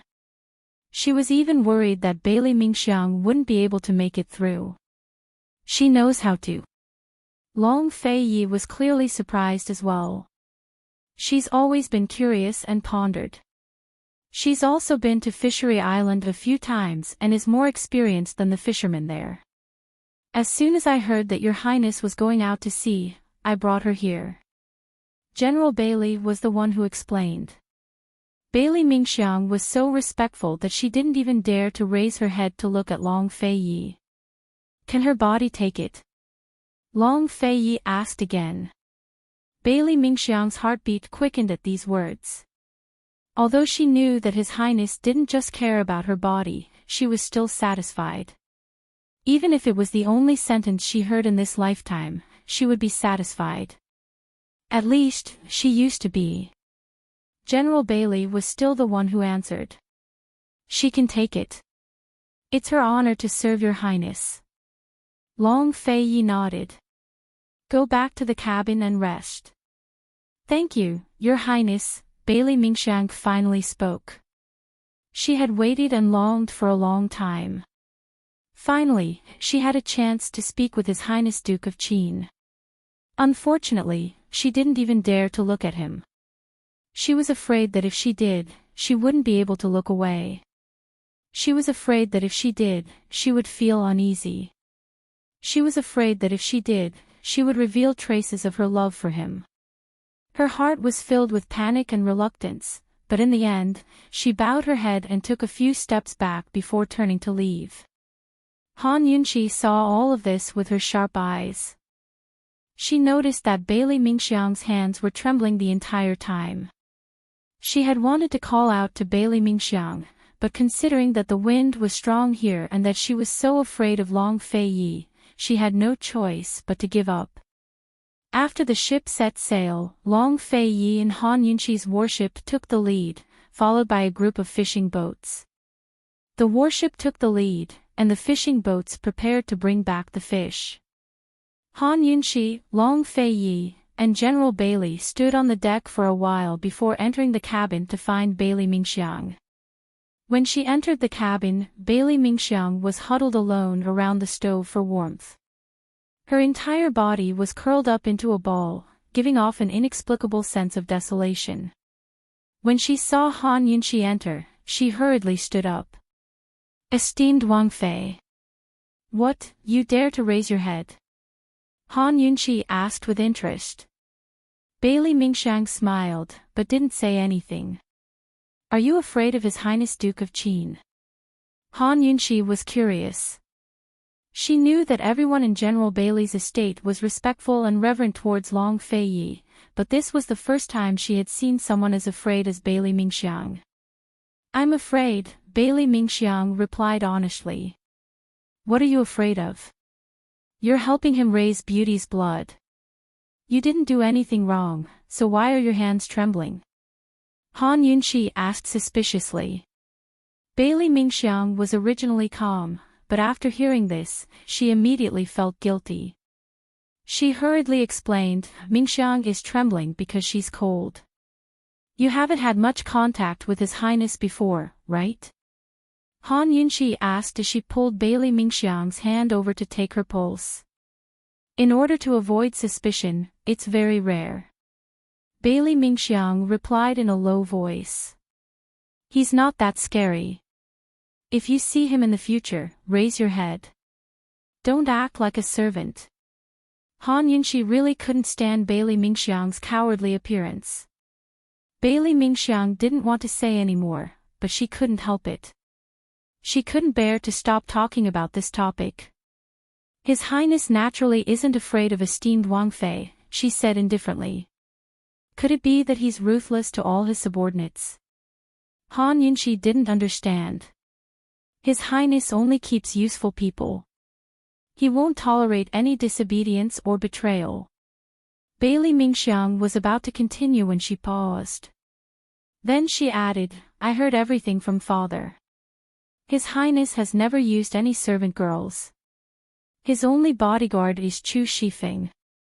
That's true, Han Yunxi muttered to herself. That guy really doesn't have a single servant girl in his quarters. Is there anyone else? Han Yunxi asked seriously. Actually, she didn't know much about the Long Fei Yi either. Bailey Mingxiang knew too much, but how could she dare to continue? Esteemed Wang Fei is the person closest to His Highness, so you should understand him best. What Mingxiang said is just hearsay. Close. That was hard to define. Han Yunxi only smiled wordlessly. She released Bailey Mingxiang's hand and said, You must have rushed about on this trip. News of His Highness going out to sea came suddenly, so I traveled day and night to get here. Bailey Mingxiang was speaking calmly now, but she'd never felt such wild joy in her life when she received news that she was going out to sea with His Highness Duke of Qin. It took her 3 days and 3 nights to calm herself down. She told herself that she could only succeed this time. She had to help His Highness find the fisheye and break the ice to catch the fish. Good thing you didn't catch a cold, or else you'd be in big trouble. The sea winds are strong, so stay in the cabin and don't go out too often, Han Yunxi instructed. Bailey Mingxiang immediately nodded obediently. Thank you, esteemed Wang Fei. Han Yunxi knitted her brows and studied her closely, making Bailey Mingxiang flustered. Esteemed Wang Fei, what's wrong? You little girl, you don't care about your own life. Han Yunxi asked with interest. She had deliberately come here first because she thought that Bailey Mingxiang would anxiously ask her if she found the antidote, but who would have thought that this girl wouldn't even mention it? Have you seen through life and death? Han Yunxi asked in a teasing tone. Bailey Mingxiang's eyes flashed with a trace of panic. She had been too excited, so much so that she had forgotten about her own life and death. On the way here, even today, her mind was filled with thoughts of traveling with His Highness and whether or not she would have a chance to speak with His Highness. Bailey Mingxiang was still smart. She lowered her head. Esteemed Wang Fei, good news is not afraid of being late, bad news. It's fine if you don't want to hear it. Han Yunxi gave a sigh. Relax. Although there's no good news, there's no bad news either. I'm still thinking about it. It's been hard on esteemed Wang Fei. Bailey Mingxiang secretly let out a sigh of relief. She could not imagine what the consequences would be if the Princess Consort were to find out about her love for His Highness one day. They had traveled on the sea for 5 days and 5 nights. Bailey Mingxiang had used her weak body as an excuse to not leave the cabin. If she had known this would happen, why would she have waited so long? But even so, she did not regret it. When the warship was about to dock at Fishery Island, General Bailey suddenly noticed a warship similar to theirs not far away. General Bailey looked carefully and was shocked when he saw it. Your Highness, it's the Northernly Imperial family's warship. Fishery Island was surrounded by a wide expanse of shoals, so there was only one port where they could anchor close to it. Not to mention the fight for the fisheye on the island, they would have to fight for this port. Northernly Imperial family. Long Fei Ye's lips curled into a cold smile. Chapter 398. The fishing season on Fishery Island was long and the new year had just begun. Long Fei Ye's group was already considered early, but they didn't expect Northern Li's imperial clan to show up as well. Northern Li was a nomadic country, so fish wasn't even considered a supplementary food in their diet. What was the imperial clan doing here on New Year's Eve? Who was this member of the imperial clan? There was only one harbor on Fishery Island, located to the west of the island. It was a very small harbor, but judging by the size of the warships on both sides, the first one to pass through would leave the other with no choice but to watch. Currently, Long Fei Ye's warship was southwest of the harbor, while the Northernly Imperial clan's warship was northwest of it. Both sides were roughly the same distance from the harbor. Both sides were still quite far apart and had yet to meet each other. No one knew who the other was, but the scent of smoke and fire had long spread across the surface of the sea. There was only one harbor, so anyone who didn't want their ships to stop outside had to seize it. If they wanted to snatch the port, the only thing they could rely on was speed. However, there were many factors that affected speed on the sea. Long Fei Yi, Han Yunxi, and General Bailey stood at the bow of the ship, staring at the enemy warship in the distance. They were still hoisting their sails. Ships relied on both manpower and the wind to travel on the sea. The sails were used to borrow the wind's power. Generally speaking, a ship would hoist its sails when they set out and fold them when they reached the harbor. They were about to enter the harbor, but the other side was still hoisting their sails. Wasn't it a little too obvious that they were trying to outdo each other? It looks like they're set on competing, Han Yunxi remarked. Your Highness, the wind's picking up. They're sailing with the wind. General Bailey might not have any experience in naval warfare, but he had plenty of experience at sea. For the sake of forming Tianning's navy, he'd once spent 2 to 3 years at sea on a fishing boat. He was quite familiar with the weather and ocean currents at sea. Judging from the current situation, Northern Li's warships were in a favorable position. Pass down my orders to advance at full speed. Long Fei Yi ordered. Long Fei Yi was not afraid even though he did not have the geographical advantage. He was determined to win this trip to Fishery Island, so he had long prepared for it. As soon as General Bailey gave the order, the number of oarsmen on both sides of the warship immediately increased from the original 20 to 30. The strength of the warship instantly increased by half. Even a layman like Han Yunxi could feel that the warship was accelerating. General Bailey, I didn't expect you to have so many oarsmen hidden away. Han Yunxi looked to the side with interest.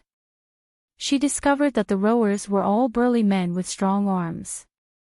Esteemed Wang Fei, this humble subject has yet to introduce it to you.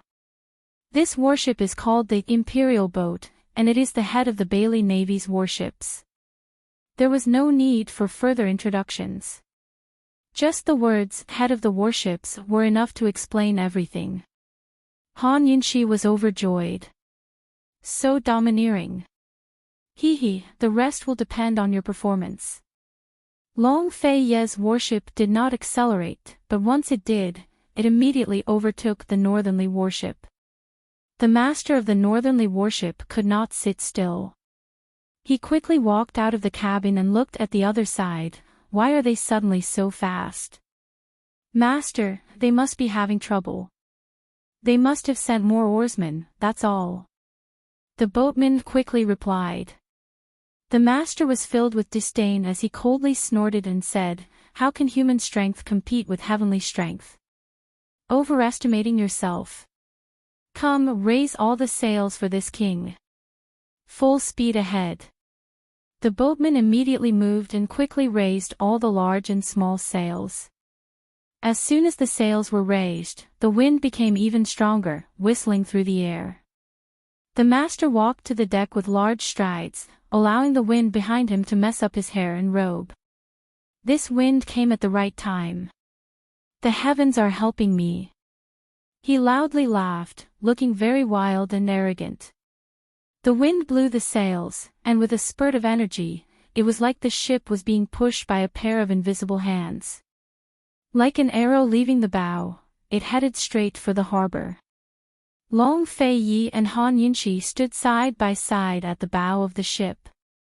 Both husband and wife had their hands behind their backs as they looked coldly at the approaching warship, not saying a word. "Come, add 20 oarsmen and increase the speed." General Bailey made a prompt decision. As soon as he finished speaking, 20 oarsmen were added to the left and right wings of the warship. As a result, there were 50 oarsmen on each wing, making a total of 100. Who said that human strength could not win against the heavens? These 100 oarsmen, 100 large oars, moved in unison with a shio shio shio sound. The sound of drums, the sound of waves, the 100 oarsmen, sonorous and powerful, their morale unstoppable. The warship moved forward at full speed, matching the speed of the northerly warship. The two of them were rushing head-on, fighting to be the first to reach the harbor. For a moment, it was hard to tell who was faster or slower. "Master, their oarsmen are too amazing," the boatman reported in shock. "How many?" The master, who was determined to win, was very surprised. "I can't see them yet, but with their strength, we'll be in danger as soon as the wind stops." The boatman was very worried. Their oarsmen were already doing their best. As soon as they lost the advantage of the wind, the outcome would be clear. The master glared at the boatman, who immediately shut his mouth. The two ships moved side by side as they drew closer and closer to the harbor. The tension on the surface of the sea grew heavier and heavier. The master's gaze hardened as he personally flew to the stern of the ship and grabbed the drumsticks to hit the drum 3 times. "All of you, listen well to your lordship. Use all your strength and move forward at full speed. Once we reach the harbor, your lordship will reward you handsomely." As soon as he finished speaking, morale soared. He personally hit the drums to cheer them on. Thump, thump, thump. The rhythm was rapid, and the oarsmen followed the rhythm, rowing with all their might. They already had the advantage of the wind, but now that morale was boosted, the speed of the ship increased by another level. The master beat the drums as he glanced at the other side, his lips quirked up in a cold, disdainful smile. He knew who was on Tianning's ship. This time, he wanted that man to taste the taste of defeat. Northern Li's side had already sent their personal attendants into battle, while Tianning's side, Long Fei Yi and Han Yunxi were still watching with folded arms. They stood at the prow of the ship and watched as their opponents gradually overtook them. Husband and wife were completely indifferent to the situation. Even General Bailey, who was waiting on the sidelines, had stopped moving. Did they have no other way? For a very long time, their speed remained the same, and there was no sign of it increasing. The disdain on the northerly master's lips grew thicker and thicker before he laughed wildly. "Someone come, speed up for your lordship. Your lordship wants them to lose to the end." Morale was high as the drums beat against the skies. Although they couldn't increase their speed, they still had a fierce momentum that was unstoppable. As expected, the distance between the two sides quickly increased. Northern Li's ship was very close to the harbor, while Tianning's was still some distance away.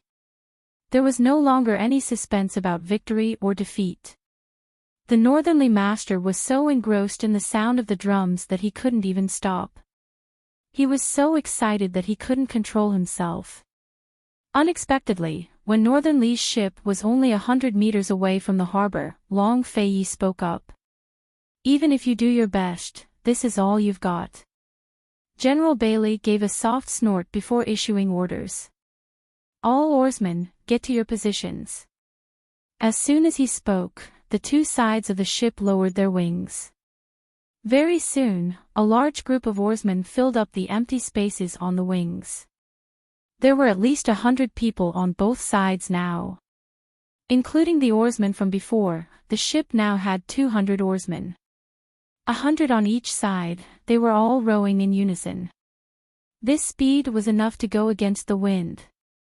Like an arrow leaving its bow, the ship shot forward. What did it mean to advance at top speed? What did it mean to be unstoppable? This was it. Tianing's warship was like a black horse that suddenly galloped forward and easily caught up with Northern Li's warship within 100 meters of the harbor. As soon as they caught up, the two sides saw each other clearly. Long Fei Yi immediately spotted Jun Yixia standing at the stern of the ship beating the drums. As expected, Jun Yixia was the only person in Northern Li's imperial clan who could sail to Fishery Island on New Year's Eve.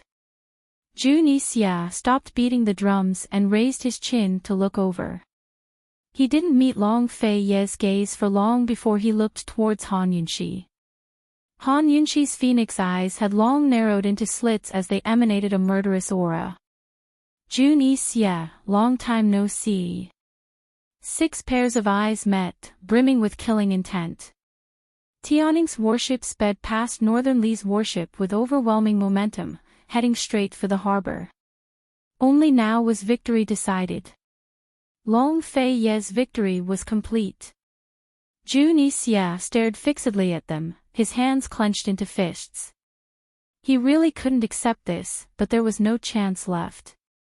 As soon as Northern Li's oarsmen saw the 200 or so oarsmen on either side of Tianing's warship, they were so stunned that they stopped and forgot to row.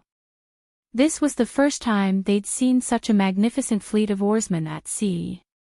As it turned out, the other side hadn't been using their full strength all this time. Had they been watching them make fools of themselves? Jun Yixia couldn't accept this, but he also had to reevaluate his opponent's strength. Northern Li's warships might look like warships, but they were just fancy and impractical. They were raised for the imperial clan to play around on the seas, but Tianing's warship was a real warship. Jun Yixia felt humiliated as he muttered to himself, "Your Highness Duke of Kong, when did Tianing raise a navy?" By now, Tianing's warship had already docked at the harbor and occupied the entire harbor. If he hadn't seen the strength of Tianing's warships, Jun Yixia might have blocked the entrance to the harbor and confronted Long Fei Yi. But the current situation would only lead to his death. He'd spent so much effort but failed to seize the harbor, and even lost his prestige to Long Fei Yi. Although he felt sullen, this wasn't the main reason he'd come here. The real contest would have to wait until they reached Fishery Island. Someone come, drop the anchor and stop the ship. After giving the order, he prepared to use his lightness techniques to fly over the harbor and onto the island. Unexpectedly, Long Fei Yi had already drawn his sword and aimed it at him from the prow of Tianing's warship. Long Fei Yi had never forgotten how he'd kidnapped Han Yunxi in Tianing. Although he hadn't come knocking on his door, how could he let him off so easily now that he'd run into him?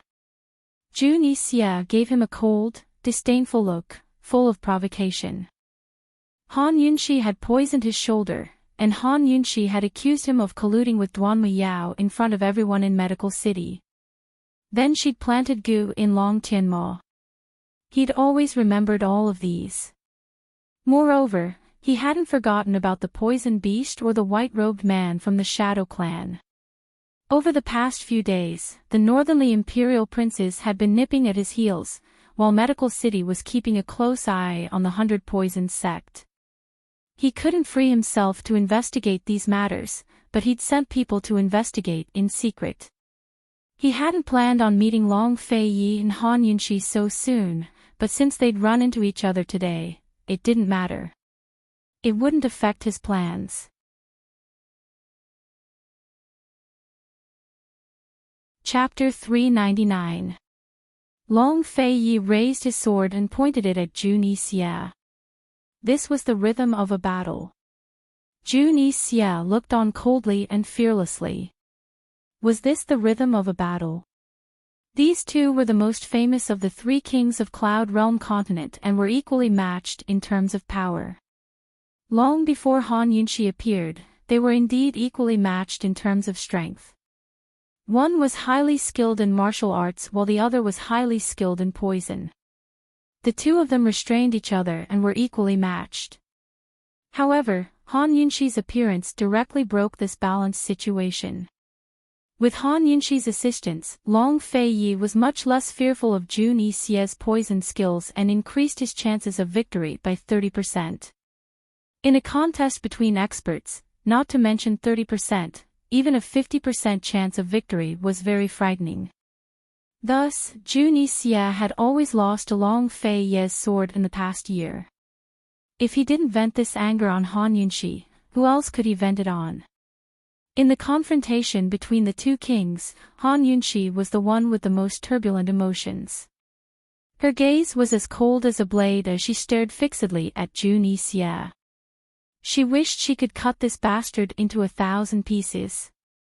Since they were on opposite sides, it was normal for them to fight. Even if it was a fight between a man and a woman, she wouldn't mind. However, Jun Yixie's actions were despicable. If the white-clothed gentleman hadn't risked his life to save her that day, she couldn't even imagine the consequences. Originally, she still regarded Jun Yixie as a person of importance. But now, she completely looked down on him. She didn't want to bring up such a shameful matter.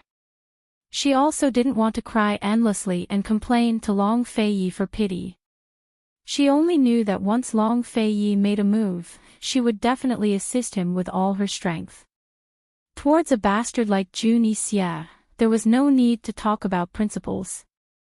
Long Feiyi's sword trembled with a clang, and the sword whistled fiercely. Soon, the sword turned into a shadow, and so did the man. After a few illusions in the sky, he went straight for Jun Yixie. There was still some distance between the two boats. Han Yunxi wished that she knew martial arts so that she could follow Long Feiyi. Unfortunately, she did not. However, she was not discouraged. She focused all her attention on Jun Yixie.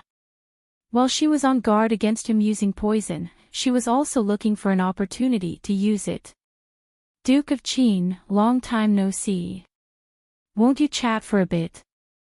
Jun Yixie seemed arrogant, but he still avoided the question. You are not qualified to talk to me. In terms of arrogance, who could be as arrogant as Long Feiyi? He was not foolish enough to chase after the enemy's ship. Instead, he stood in the air above the sea and slashed out with his long sword. His sword chi was like a rainbow, heading straight for Jun Yixie. Jun Yixie immediately dodged. Long Feiyi quickly realized that Jun Yixie was not prepared to fight. Instead, he kept dodging. There must be a trap here. What? Long time no see. Has Northern Li's Duke of Kong become a coward? Long Feiyi questioned. Jun Yixie's eyes flashed with a hint of unwillingness, but he did not answer. He leaned to the side to avoid the sword and unexpectedly dove into the water.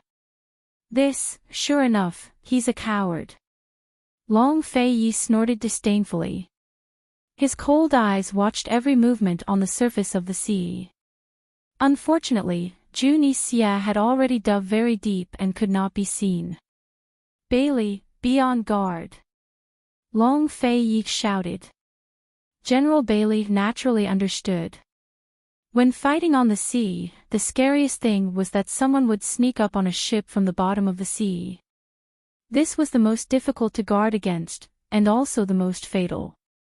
Han Yunxi also closely watched the sea. Although she might not be able to poison such a vast sea, and Jun Yixie also could not do it, she still wanted to be cautious. General Bailey sent divers to protect the warship. Fighting underwater was very restrictive. Even an expert like Jun Yixie might not be able to withstand the divers.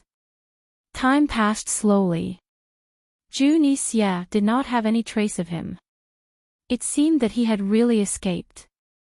However, this was not his style. No matter what Jun Yixie wanted to do, Long Feiyi did not have the patience to accompany him. The monk could run away, but the temple could not. His sharp gaze swept across the sea before landing on Northern Li's warship. Let's see if Dreamy can still come out after I destroy it.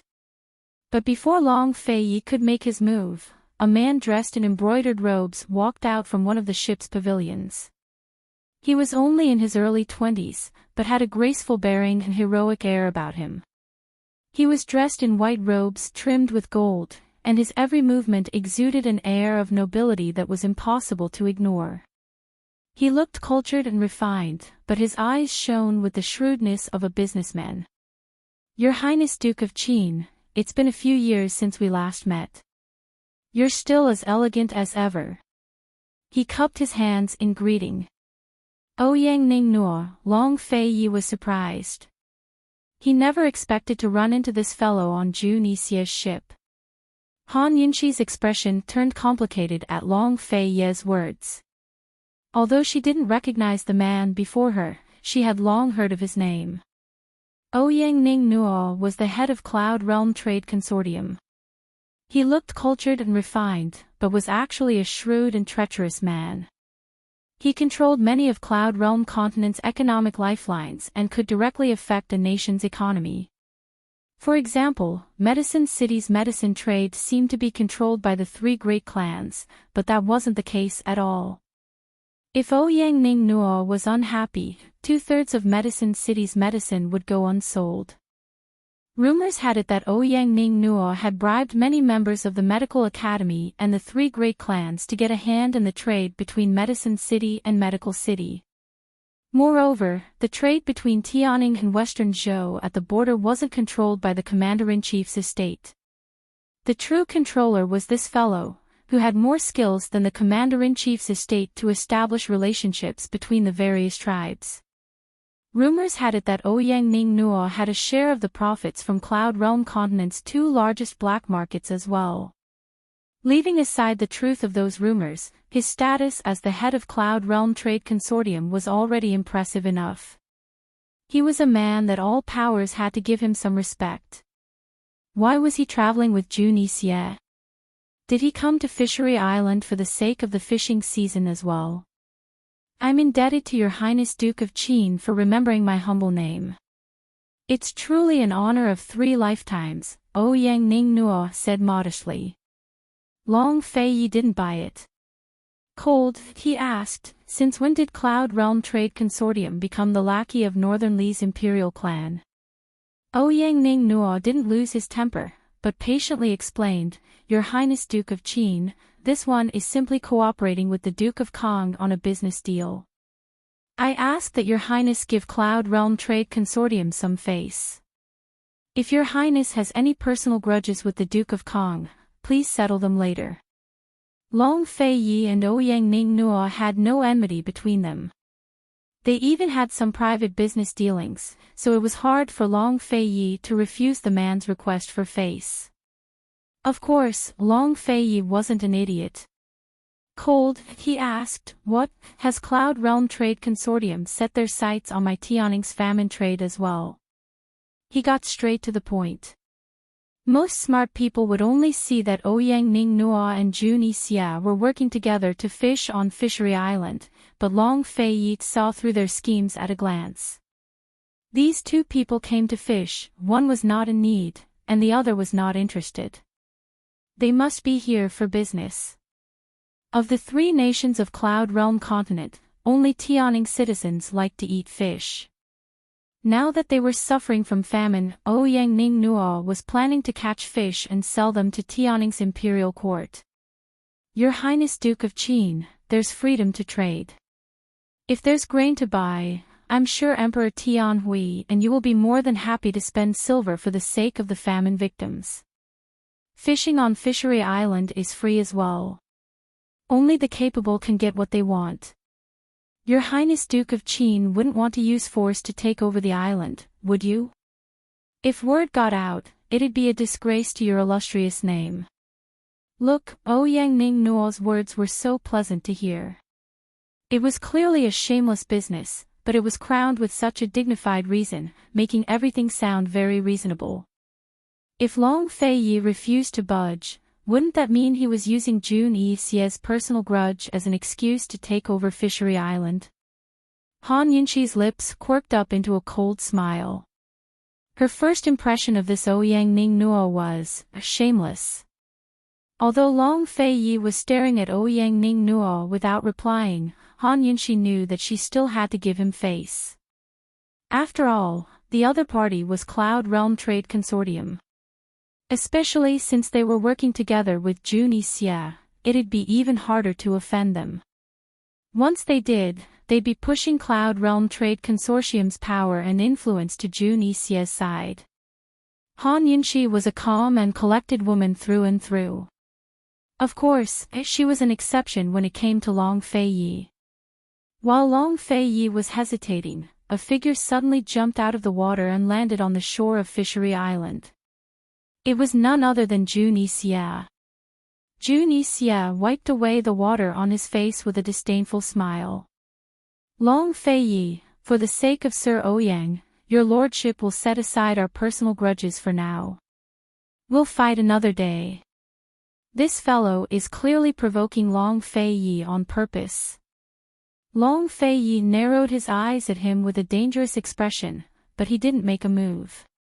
He was a calm and collected man through and through. He was well aware of the rules forbidding martial arts on Fishery Island. Since Jun Xia was already on the island, he couldn't make a move for now. Breaking the rules was immoral and would be cursed by the world. There were plenty of chances to deal with Jun Xia in the future, so he wasn't in a rush. It wouldn't be too late to deal with him after he caught all the fish. Fine, Ouyang Ningnuo. Your lordship will give you face. Long Fei Yi happily sheathed his sword and returned to the ship. Many thanks to your Highness Duke of Qin, Ouyang Ningnuo was still as gentle and courteous as ever. After switching to a smaller boat, Ouyang Ningnuo brought a group of attendants onto the island. Long Fei Yi, Han Yunxi, and the Bailey father-daughter pair were all on board as well. Although they'd given Ouyang Ningnuo face, there was no such thing as face on the island. Just like what was said just now, the fish on Fishery Island belonged to those who were capable. For example, there was no point in wasting words on finding the fisheye. Strength spoke louder than words. Mingxiang, you're under a lot of pressure, Han Yunxi murmured. She wasn't joking. Ouyang Ningnuo had already admitted that he wanted to catch some fish to sell to Tianning's disaster victims. If they really did find the fisheye first and caught all the fish, Long Fei Yi and Tianning country would lose all face. Leaving aside the fact that the disaster areas needed the fish, the current situation meant that they had to win this battle. Failure was not an option. Bailey Mingxiang understood the weight of the responsibility as well, but she was still confident. Esteemed Wang Fei, don't worry. I'll definitely do my best. Both groups settled down on the beach. Jun Xia's attitude was haughty, while Ouyang Ningnuo remained refined and courteous. Your Highness Duke of Qin, many thanks for your understanding, he said. We'll be leaving first. Since he'd already given way, Long Fei Yi nodded his head openly. Once Jun Xia's group was far away, Long Fei Yi said, Bailey Mingxiang, lead the way.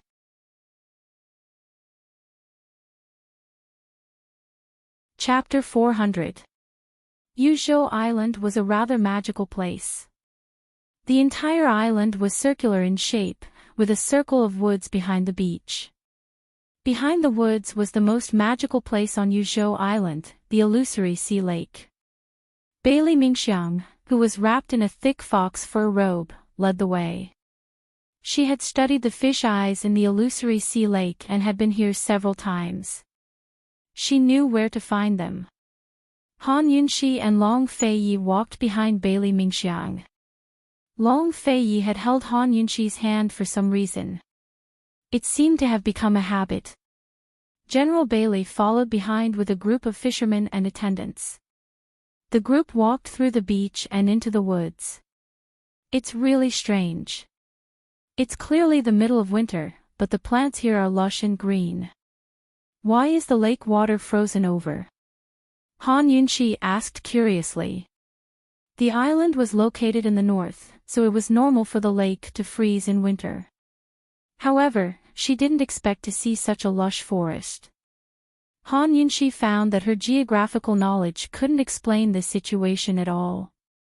Bailey Mingxiang was about to answer, but Long Feiyi spoke first. This entire island is an abnormal place. Well, this sentence could explain everything that didn't make sense. It's as good as not saying anything. Han Yunxi dared to mutter, but she didn't dare to let Long Feiyi hear her. However, she could accept it after thinking about it carefully. After all, there were many inexplicable contradictions in geography. As they walked, Han Yunxi gathered the collar of her robes together as she felt cold. When they were on the island, they felt that the temperature didn't change except that the wind was a little stronger. However, the closer they got to the center of the island, the lower the temperature was. Long Feiyi sensed Han Yunxi's movement. He asked in a low voice, "Are you cold?" "I'm fine." Han Yunxi's fox fur robe was enough. Her palms were warm. Long Feiyi didn't say anything. He pulled her into his arms. Once she was close to him, Han Yunxi did not feel cold at all. This guy's personality was so cold and aloof, but his body was warm and comfortable. "How cold is this illusory sea lake?" Han Yunxi asked curiously. "The entire lake has been frozen since the second half of the year. The ice is 3 feet thick, and the water that is sprinkled on the surface of the lake will freeze immediately. Therefore, the fish that are caught can be frozen on the spot. It won't be a problem to keep them fresh for half a year." The one who answered was still Long Feiyi. Everyone who followed His Highness Duke of Qin knew that the reticent His Highness Duke of Qin often spoke to esteemed Wang Fei. So convenient. No wonder you want to come here to look for food. Fishery Island wasn't very far from Tianning's 3 disaster zones, so they could take advantage of the spring chill to send the frozen fish over in batches. There was no problem with the freshness of the fish. Fish meat could be eaten fresh or preserved. It could also be eaten with vegetables, weeds, and a limited amount of rice as a staple food to save on the use of rice. To the disaster victims, this was definitely a form of enjoyment. The more Han Yunxi thought about it, the more she looked forward to it. She wished she could send a boatload of fish back immediately to make the people happy and Emperor Tianhui feel stifled again. The wind picked up again, carrying with it the chill of the illusory sea lake. As it brushed past her face, she felt an indescribable prickle. It was getting colder and colder. "Can you take it?" Long Feiyi asked. The person in his arms was not a delicate flower to begin with. Moreover, she had his protection, so how could she not take the cold? "I'm fine." Han Yunxi felt warm inside. Bailey Mingxiang walked in front, his hands wrapped in fur robes as he led the way with his head bowed. He listened to the conversation behind him as he led the way. Amidst the silence, a sour feeling uncontrollably surged into his heart. She was the one who was truly cold. With such a weak body, she feared nothing more than cold evil. She was right in front of His Highness Duke of Qin, but he still couldn't see her. She'd always stayed at home in the Bailey estate to sell her life for His Highness, but he'd never spared her a glance. Now she was right in front of him, fighting with her life on the line. Unfortunately, he still couldn't see her. Whether she was here or not, he was still the same. Thus, whether she fought or not, his heart was the same. Because she understood this principle all too well, she'd always remained silent and never fought for anything. If you couldn't get what you wanted, it would only make you despair. The closer they got to the illusory sea lake, the stronger the wind became. Bailey Mingxiang had already curled up into a ball when a sudden warmth enveloped him from behind. Bailey Mingxiang instinctively looked back, only to see Han Yunxi had already reached his side and draped a large woolen cloak over his shoulders. "I don't think your fox fur robe is enough." Han Yunxi said as she covered Bailey Mingxiang's icy ears with her hands. After warming them up, she helped him put on the fur hood. I wanted to let you be cold for a while so you could get used to the temperature. I was afraid that your body wouldn't be able to take the cold when you reached the illusory sea lake. Now it seems that I'd better put on some clothes first.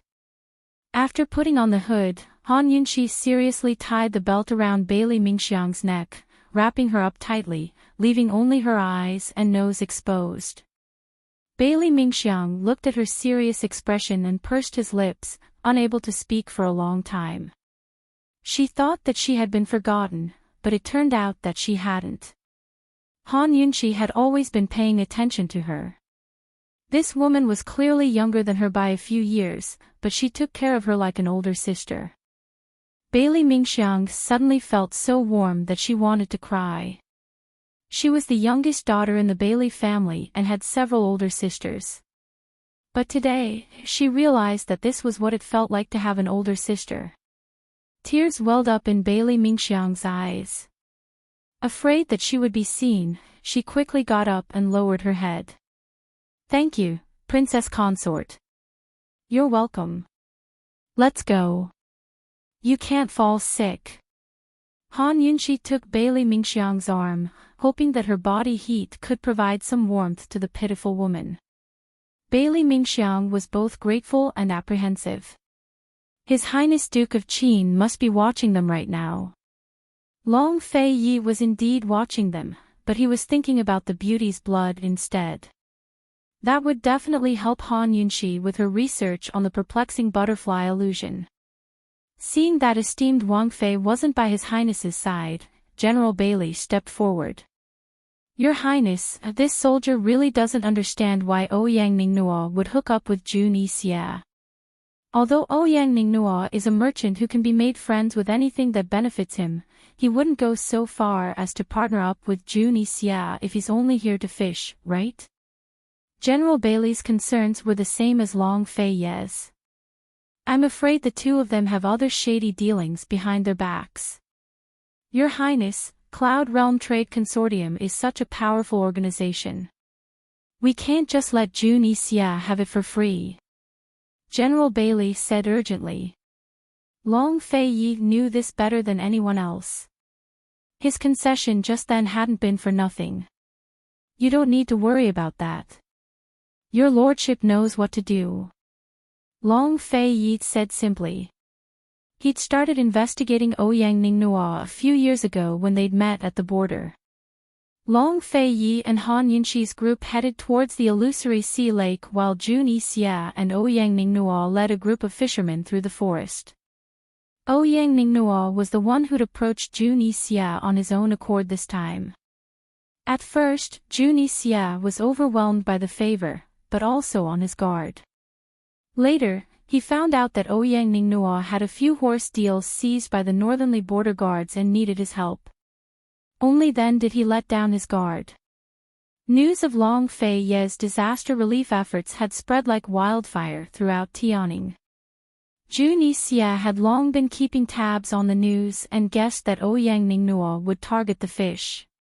Coincidentally, Ouyang Ningnua had plenty of experts who could find fish eyes.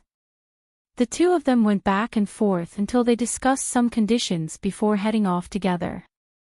Jun Yixia helped Ouyang Ningnua deal with the seized horse deals while Ouyang Ningnua helped him find the fish eyes and catch the fish. Jun Yixia was determined to get his hands on the fish. He was planning to use them to trade for the antidote with Han Yunxi. Even if he bumped into Long Fei Ye's group, it wouldn't affect his plans at all. After all, Ouyang Ningnua's men weren't just freeloaders. No one else in the world was more familiar with the location of fish eyes than Ouyang Ningnua's fishermen.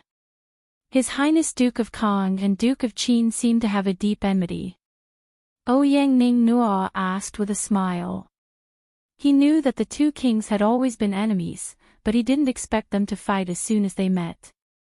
Jun Yixia sneered and didn't say anything. As the wind blew in his face, he unconsciously clutched his arm tightly and revealed a pained expression.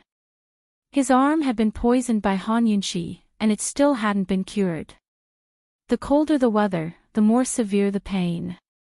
It was like rheumatism that made people feel helpless and helpless. Although he was very good at controlling himself, there were times when he couldn't control himself. He had never been able to figure out what kind of poison it was, but based on his experience, the pain would only get worse and worse. In the end, his entire arm would probably be crippled. He had to detoxify the poison first, then slowly play with Han Yunxi. Once the matter of the poisonous beast was made public, it would be enough for Han Yunxi to suffer. Seeing that Jun Yixie didn't answer, Ouyang Ning Nuo didn't pursue the matter. Instead, he began to care about Han Yunxi. I heard that Qin Wangfei is a poison expert. You'll know if she's an expert after you try it. Jun Yixie was in a good mood and teased him. Ouyang Ning Nuo laughed and shook his head. He seemed to be in a good mood as well. From the looks of it, the two of them were very confident in finding the fisheye. The fishermen led the way, and they soon arrived at the illusory sea lake. Unfortunately, as soon as they exited the forest, they saw Long Fei Yi arrive at the lakeside not too far away. The illusory sea lake was a large, circular lake. There were more than 1,000 different kinds of fish in the lake. Even though the surface of the lake was frozen, the water below was still flowing, and the fish could survive normally. Any hole in the ice would attract a large number of fish to the surface to breathe. The so-called fisheye was a specific spot on the ice. Once it was cut open, it would attract a large number of fish to gather. Fisheyes were of different sizes, and the fish attracted by them were also of different sizes. It wasn't easy to find a fisheye. Only professionals would be able to find one. Even professionals would only find small fisheyes. Finding a medium fisheye was already very difficult. According to the records of Fishery Island, no one had ever found a large fisheye. It was said that once a large fisheye was found, all the fish in the entire illusory sea lake would be caught. Long Fei Yi and Han Yunxi soon spotted Jun Yixie and the others. Enemies truly were bound to meet on a narrow road. Bailey Mingxiang was already wearing a second cloak, but she was still shivering from the cold. However, she didn't hesitate to step onto the ice. Your Highness, this area is where the fish are most concentrated. It's also where the fisheyes are the most concentrated. Although she was afraid and nervous, this was an important matter, so she still took it seriously. Although the number of fisheyes was uncertain, it was best to find them first. The more they found, the more they could catch. I'll leave it to you. Long Fei Yi's attention was completely focused on Jun Yixie. He was cold. Jun Yixie was also looking at Long Fei Yi. Young Master Ouyang, have your men attack together.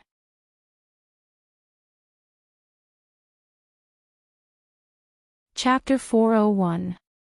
The illusory sea lake was completely silent. Long Fei Yi and Han Yunxi's group sat by the lakeside to warm themselves by the fire. In front of them, there was only Bailey Mingxiang standing on the ice. Jun Yixie and Ouyang Ning Ruo were also sitting by the lakeside to warm themselves by the fire. In front of them stood a total of 10 fishermen. The two sides were less than 100 meters apart, but the disparity in strength was obvious. The two sides were facing each other. Although there was no verbal conflict between them, they were all paying close attention to each other. The smell of gunpowder had already spread across the ice. Whether it was Bailey Mingxiang or the 10 fishermen, every action was a contest between the two sides. Suddenly, one of the fishermen stomped on the ice. No one knew what he was hiding under his shoe, but with one stomp, a hole appeared in the ice. He stomped 3 times in a row and actually made a hole in the ice. Of course, it was impossible for him to step on a fish eye. However, the fish that had been deprived of oxygen for a long time still gathered. The fisherman took out a long spear and stabbed it. Once again, he raised the spear full of fish. There were at least 20 of them, and all of them were big fish. Hee hee, this prince is hungry. Jun Xia was overjoyed. He took the spear and directly put it on the fire to roast. This was clearly a demonstration of his ability to eat fruit. Although anyone could cut through ice to fish, it was indeed an expert who could do it so quickly. If it were an ordinary person, it would take them half a day just to cut through the ice. Long Fei Yi and Han Yunxi looked on coldly and did not make a sound. Bailey Mingxiang was a very calm woman. She knew that this group of fishermen was not simple, but she was not afraid. Although there were many fish eyes, finding fish eyes was still a skill. It did not matter how many people there were, but how good they were. If she had to find a group of professional fishermen, she could find them. She turned to look at Han Yunxi and teased, "Esteemed Wang Fei, are you hungry? I see that some people have lost their appetite." "I'm not hungry. Let's begin." Han Yunxi smiled brilliantly. She was even calmer than Bailey Mingxiang. If the other side wanted to scare her with such a showy display, wasn't she looking down on her too much?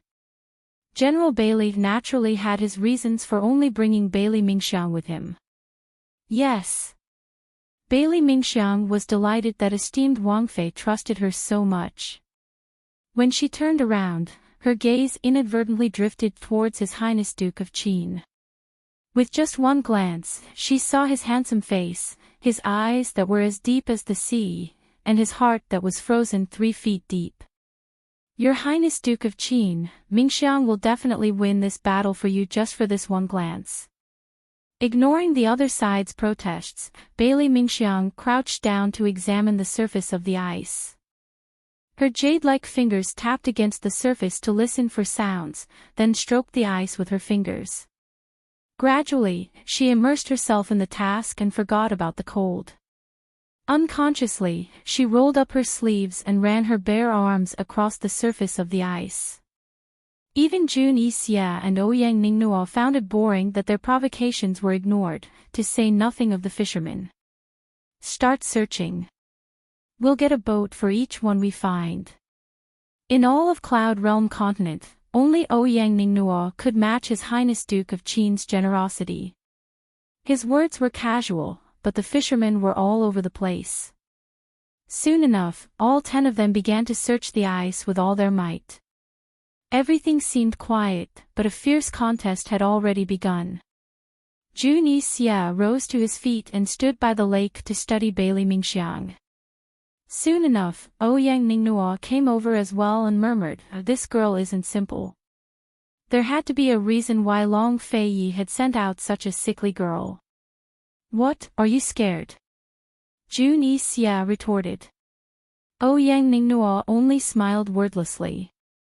2 of his 10 fishermen were top-level experts who held the record for finding the most fish eyes on Fishery Island. Why would he be scared? Why would he do something that would cost him money? Jun Xia stared at Bailey Mingxiang for a long time. The more he looked at Bailey Mingxiang, the more he felt that something was off. This sickly beauty didn't seem to be sick, but poisoned. Unfortunately, they were still some distance away, so he couldn't be sure. He was puzzled. What kind of poison did this woman have? Was it something that Han Yunxi couldn't cure? And how did she get poisoned? While Jun Xia was puzzling over the situation, there was a sudden bang. Looking towards the source of the sound, he saw one of the fishermen stabbing his spear into the ice, causing it to crack open. Could it be? Jun Xia was a layman, so he didn't understand what was going on. Ouyang Ningnuo laughed heartily. "Old you, your skills have improved." The fisherman, Old you, laughed heartily. "Master, you flatter me." What this old man found was merely a small fisheye. As Old you spoke, he pulled out his spear. The accumulated ice immediately cracked open, revealing a hole. The sound of water splashing was extremely loud, so one could only imagine how many fishes were swimming underneath. As soon as the fisheye was found, the fishermen at the side immediately came over to cast a net. They took out a flexible bamboo pole and inserted it into the fisheye, then casually cut a hole in the distance. With this method, it didn't take long for them to catch a sizable number of fish. So fast. You guys should take it easy. Don't catch all the fish. Dreamy laughed arrogantly as he walked over to take a look at the fisheye. Your Highness Duke of Kong, it's impossible to catch all the fish, but it's still possible to find all the fisheyes in this area. Old Yu chuckled. Then hurry up and find all the fisheyes. This prince will reward you handsomely if you can find all the fisheyes. Dreamy said loudly. Bailey Mingxiang naturally heard everything, but she didn't raise her head to look at the other party. She continued to search the surface of the ice. Behind her, Long Fei Yi, Han Yunxi, and General Bailey didn't say a word as they waited patiently. Not long after, there was a sudden thump. Another fisherman had found a fisheye, and it was a small one. Men, cast the net. Dreamy waved his hand grandly, and a group of fishermen hurried over. After a while, there was another loud thump. A third fisheye appeared. Old Yu had found it again. Dreamy and Ouyang Ningnuo sat on the shore. Dreamy was casually munching on a grilled fish with an arrogant expression on his face. He kept looking at Long Fei Yi and the others with disdain. On the other hand, Ouyang Ningnuo was smiling. He was very satisfied with the fishermen's performance. They had already begun to pull in the net for the first fisheye. It took a lot of effort for more than a dozen fishermen to pull in the net. The net broke through the ice and was filled to the brim with lively fish. Anyone who saw such a large number of fish would be envious. While the fishermen were busy harvesting, 2 other fishermen had found a fisheye at the same time. 2 loud thump sounds rang out one after the other. Everyone was very excited to hear this. Even though there were still small fisheyes, they had already found 5. On the other hand, Bailey Mingxiang didn't find a single fisheye. One had to know that in an area with so many fisheyes, 5 fisheyes was already a lot. It was very likely that there were no more fisheyes left in this part of the lake. Long Fei Yi watched as the fisherman furiously pulled in the net. His gaze was even colder than the surface of the lake. It was so cold that no one dared to look at him for too long. Han Yunxi quietly watched Bailey Mingxiang. At this moment, Bailey Mingxiang was lying flat on the ice. Her ears were pressed against the ice as if she was listening to something. Han Yunxi didn't understand, but she knew that if this continued, Bailey Mingxiang wouldn't be able to hold on for much longer. The ice was very cold to begin with, and Bailey Mingxiang was working so hard. If they couldn't hold on, then no one would be looking for fisheyes anymore. It had to be said that General Bailey was getting a little anxious when he saw this. Even though he believed in his daughter's abilities, she was also very good at dealing with fishermen. He realized that he had underestimated the other party's strength. He hadn't expected to run into Dreamy either. He had thought that he could take his time looking for fisheyes with Mingxiang since they weren't in a rush anyway. He really wanted to ask Bailey Mingxiang to look for fisheyes in another part of the lake, but wouldn't that make them a laughingstock? What was the difference between that and losing? But if they didn't change locations and persisted, wouldn't his daughter be wasting her efforts and sacrificing her body for nothing if there really were no more fisheyes? Boom! There was a 6th explosion. It was that fisherman called Old Yu again, and it was still a small fisheyes. Finally, General Bailey couldn't remain calm. Your Highness, how about we change locations? I'm afraid Mingxiang's body won't be able to take it. She should know best whether or not we should change locations, Long Fei Yi said.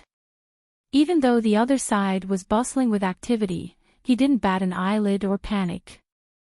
General Bailey was in a difficult position. His Highness didn't know Bailey Mingxiang's personality, but as her father, he did. His daughter had to put up a strong front and didn't want to lose any face for His Highness. With no other choice, General Bailey cast a pleading look towards Han Yunshi. Han Yunshi was worried that Bailey Mingxiang's efforts would be in vain if she kept wasting her time. She'd end up harming her body and spoiling the bigger picture instead. Just as she was about to open her mouth to persuade her, Bailey Mingxiang, who was lying on the ice, suddenly stood up. Her face, red from the cold, was filled with pleasant surprise. She was so excited that she forgot herself and boldly looked into Long Fei Ye's cold eyes.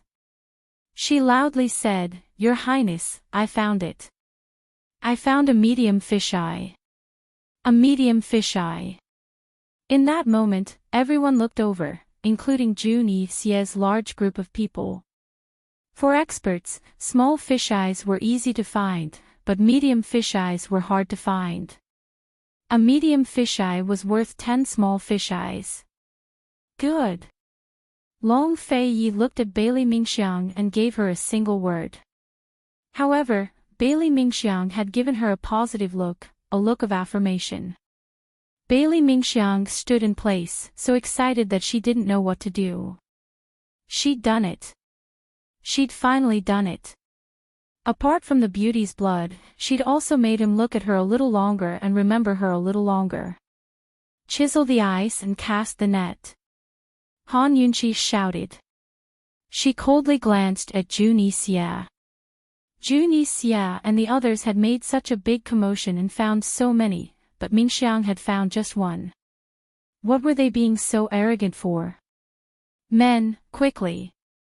General Bailey was overjoyed and excited. His daughter hadn't lost face for him or for His Highness Duke of Qin. Fortunately, they hadn't changed locations, or they would have suffered a huge loss. Junie Xie fiercely tossed the grilled fish in his hand and stood up. "Oh Yang Ningnuo, don't tell this prince that you're changing locations. Generally speaking, there wouldn't be a second medium fisheye within 100 meters of the first." Unexpectedly, as soon as he finished speaking, the fisherman, Old Yu, suddenly shouted, "Master! Master, hurry over here. I found it. I found it." Ouyang Ningnuo's eyes flashed, and he immediately rushed over.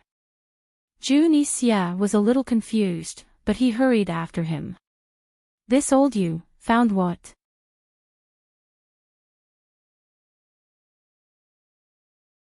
Chapter 402.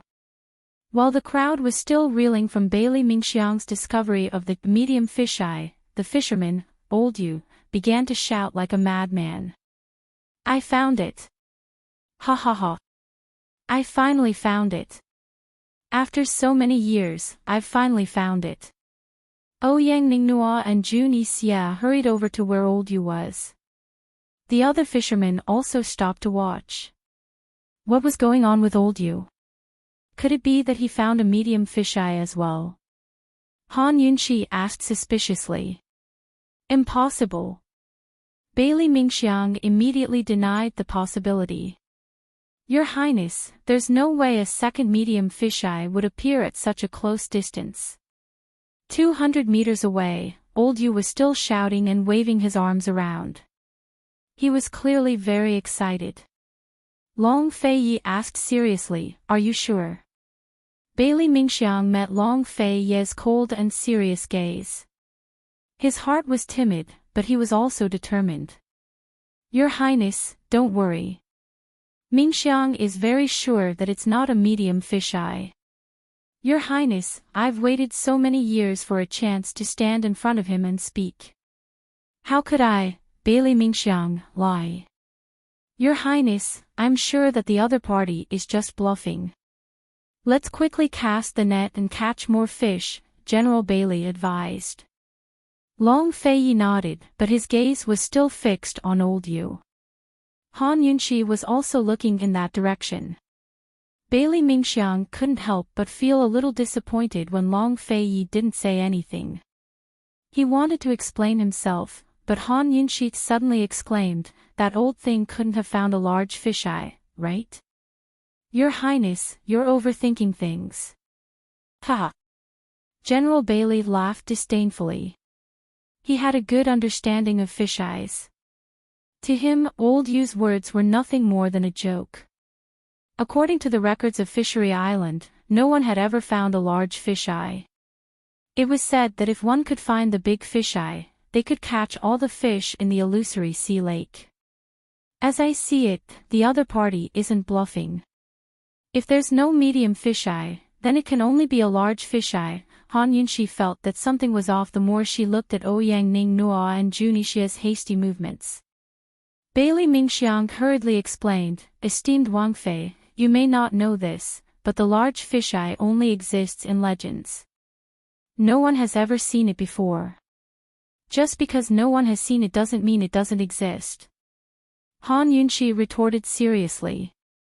Bailey Mingxiang was frightened by her cold aura and was speechless for a moment. General Bailey was a little displeased that his daughter was being questioned right after she had made a great contribution. He turned to Long Fei Yi and said, Your Highness, you know about Yu Ye's situation. Han Yunxi was a little anxious, but she didn't want to argue about who was right or wrong.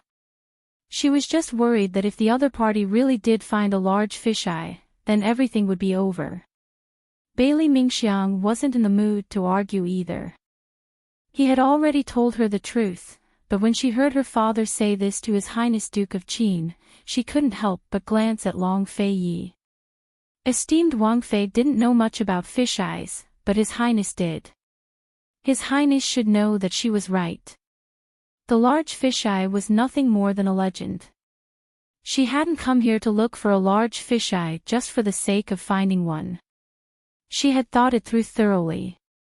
She'd come to this area precisely because it was the most likely place to find a medium fisheye. In truth, she could have found a small fisheye faster than the other fishermen, but she'd given up on the small fisheye. She was determined to find a medium fisheye first. She was absolutely certain that there wouldn't be a second medium fisheye within a radius of 500 li in this area. Moreover, there would only be 7 or 8 small fisheyes at most, not 10. Not only did she want His Highness Duke of Qin to win, she also wanted him to win beautifully so that the other party wouldn't be able to surpass him.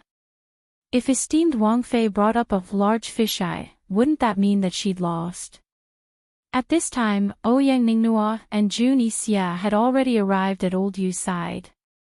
Ouyang Ningnua said something to Old Yu, but Old Yu stopped yelling and shouting. Junixie also stopped being so arrogant. The three of them gathered together and said something. Before long, Ouyang Ningnua summoned all the workers and fishermen. Long Fei Yi stared at them for a long time, a complicated look flashing through his eyes. He said indifferently, Perhaps there really is a large fisheye, Your Highness, you know that's impossible. They lost, so they must have put on an act on purpose. It might have been a trap.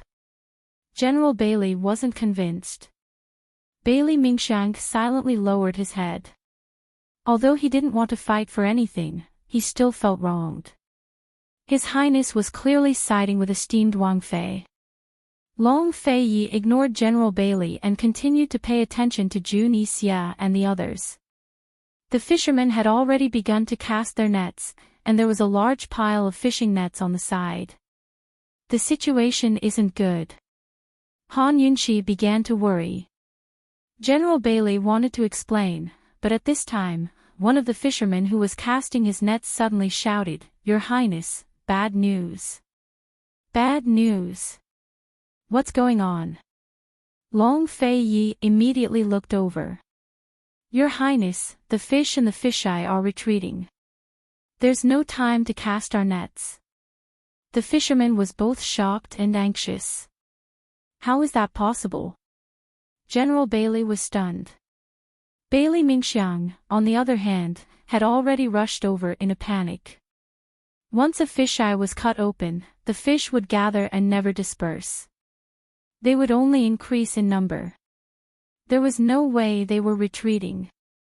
Could it be? Bailey Mingxiang was so anxious that she almost fell over by the middle fisheye. The middle fisheye was supposed to be full of fish, but now there were only a few left to flop about in the water. Bailey Mingxiang's pale face became even paler. She didn't care about the cold as she looked at the edge of the fisheye and actually reached her hand in. Bailey Mingxiang! Han Yunqi loudly shouted. She quickly rushed over and pulled Bailey Mingxiang's hand out.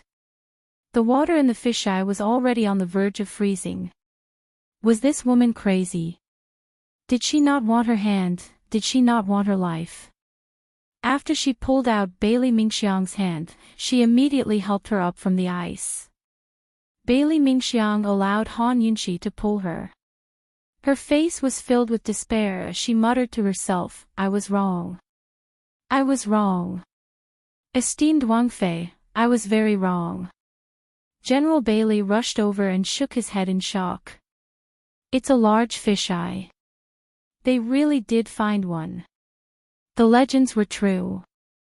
Once a large fisheye appeared, all the fish in the illusory sea lake would be caught.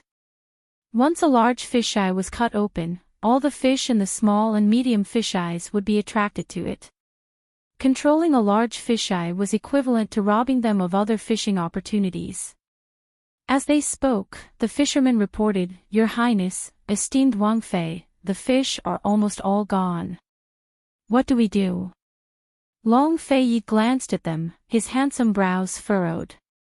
At that moment, Jun Yixie's hearty laughter came from afar.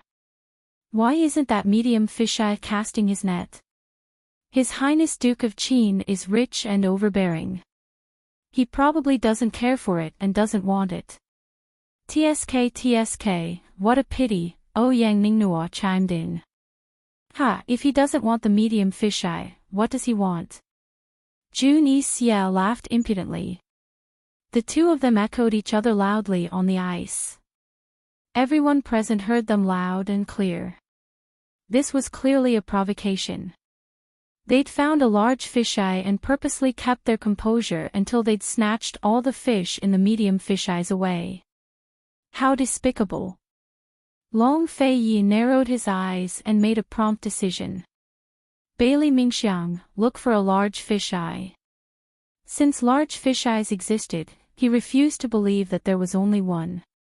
Bailey Mingxiang knew full well that her abilities were limited. Finding a large fisheye wasn't something that could be done in a short period of time. The other party had more or less relied on luck to find one. It would be very, very difficult for her to find another one. Even if she didn't hold out much hope, she had to do her best since His Highness Duke of Qin had said so. Search. Even if she had to risk her life, she would do her best. Yes. Mingxiang obeys. Bailey Mingxiang did her best to ignore the cold and powerlessness in her body. She began to walk on the ice again and quickly locked onto a spot. Then, she crawled on the ice and did her best to search. But time gradually passed. Jun Yixie had already reeled in his nets twice and caught 2 large batches of fish, but Bailey Mingxiang still hadn't made a move. Long Fei knitted his brows. General Bailey grew impatient as he watched, while Han Yunqi grew worried. If this continued, Bailey Mingxiang wouldn't be able to hold on. But right now, their only hope was Bailey Mingxiang. What a contradiction. Now that the other party had occupied the big fisheye, it didn't matter if they had the manpower or resources to catch all the fish in the illusory sea lake. Even if they didn't do anything, it was enough to delay Tianning's disaster relief efforts. Before, they'd only been fighting for a bit of pride, but now they couldn't catch any fish at all.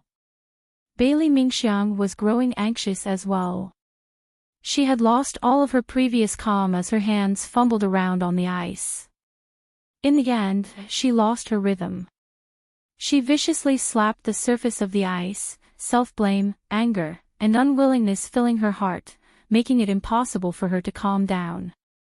Long Fei saw all this and was about to speak when Han Yunqi said, "General Bailey, hurry and pull her up. It's not worth it to injure her body." General Bailey understood the words, "It's not worth it." Compared to disaster relief, Beauty's blood was more important. Long Fei didn't speak, which meant he tacitly agreed.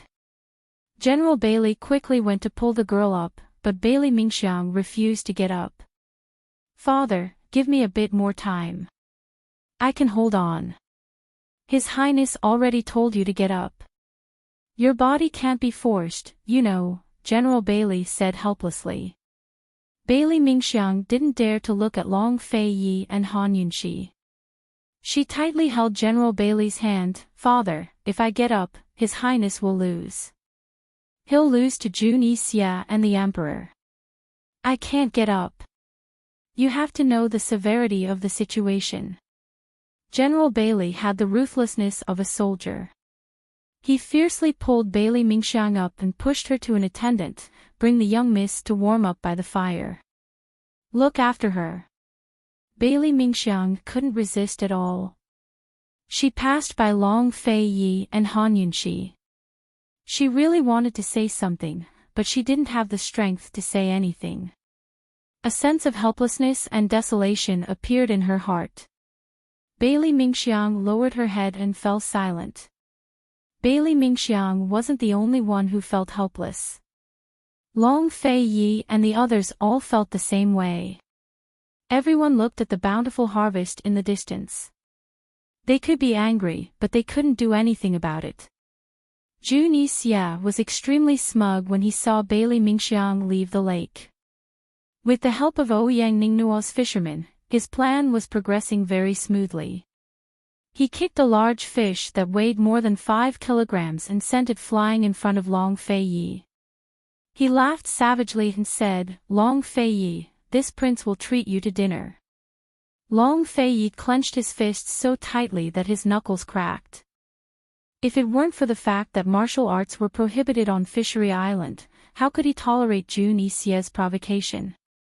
Fishing for disaster relief was no longer feasible. He had to think of another way.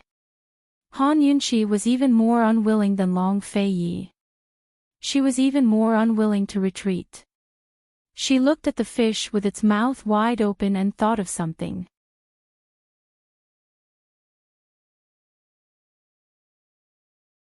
Chapter 403. The big fish that fell on the ice was already dead, its mouth wide open. This scene made Han Yunxi think of something: fishing. She wasn't very clear on what kind of bait the ancients used to fish, but she knew that modern people mostly used artificial bait. Artificial bait was often made with silk powder, snowflake powder, embryo bait, and other basic bait. Then, it was added with essence, Chinese medicine, fishy water, and dozens of other additives. For fish, this was definitely an irresistible delicacy. Before fishing, sprinkling some powder in the water would immediately attract a school of fish. It was a tried and tested 100 times. What if she used bait to attract a school of fish in the ice lake? She knew that the reason why the big fisheye could attract all the fish in the lake was because there was something other than oxygen inside to attract the fish. Otherwise, the big fisheye and the small fisheye could all break the ice and provide oxygen to the fish. Why would the fish all rush to the big fisheye? Han Yunxi didn't have time to think about the reasons behind this. She figured that with enough oxygen, these fish had to be hungry after being frozen in the lake for so long. Han Yunxi made a prompt decision: Your Highness, send someone to break the ice. This concubine has a way. When these words came out, everyone looked over, including Bailey Mingxiang. Break the ice. Long Fei didn't understand. Just find a place to break the ice and make a large circular hole. Han Yunxi explained in detail. Esteemed Wang Fei, this is. General Bailey couldn't help but ask. Of course it's to cast a net to catch fish. With so many fish, I don't believe that I can't catch them all. Han Yunxi said with a smile. Esteemed Wang Fei, this. General Bailey didn't know what to say. This woman was really capricious. She didn't know the magic of the illusory sea lake and just randomly came up with ideas. Not to mention her carelessly breaking the ice. Even if she found a few more medium-sized fish eyes, it would be useless. Once the big fish eye appeared, everything would be over. General Bailey wanted to explain things to Han Yunxi, but Long Fei Yi immediately ordered, "Someone, do as Princess Consort says. Immediately break the ice." Long Fei Yi had never fought a battle he wasn't confident in, but he couldn't remember when he started to trust Han Yunxi unconditionally. He had agreed without even asking anything. Han Yunxi was not surprised that Long Fei Yi trusted her so much. She had long been used to his indulgence. Bailey Mingxiang and General Bailey both felt that Han Yunxi was fooling around. However, when she saw the confidence in Han Yunxi's eyes, she couldn't help but look forward to it. This woman had a kind of magical power that made people see hope in despair. Her confidence and calmness could illuminate the whole world. The fishermen went up together and used their professional chiseling axes. Bang! Bang! Bang! Soon, the ice surface became lively. Jun Yixia looked over in disbelief. They're actually chipping away at the ice. Whose idea was this? What are they trying to do? Ouyang Ningnua was dumbfounded. Long Fei Yi was a respectable person. How could he allow such a stupid thing to happen? A cornered dog will do anything in desperation. Ha! Jun Yixia sneered. After fighting with Long Fei Yi so many times, this was the most satisfying. General Bailey couldn't help but laugh when he heard their mocking laughter. Your Highness, it's futile. You're being ridiculed. Long Fei Yi didn't say anything. He returned to the fire and sat down, warming himself leisurely.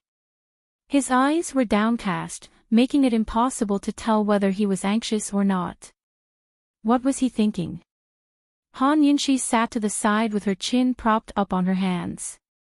Her eyes were closed, and she seemed to be resting. General Bailey was about to go crazy when he saw this. He couldn't help but recall what Aunt Ru of the Tang sect had said. His Highness was indulging this woman too much. One day, she would make a mistake.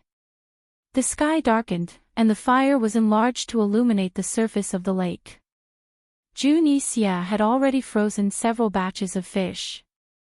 At this moment, he and Ouyang Ningnua were sitting around the fire and eating roasted fish.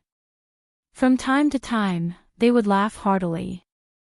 It was clear that they were proud of their success. On Long Fei Yi's side, the fishermen had already chipped away at a large hole with a radius of more than half a meter. There wasn't a single fish inside, and the water was as calm as the night sky.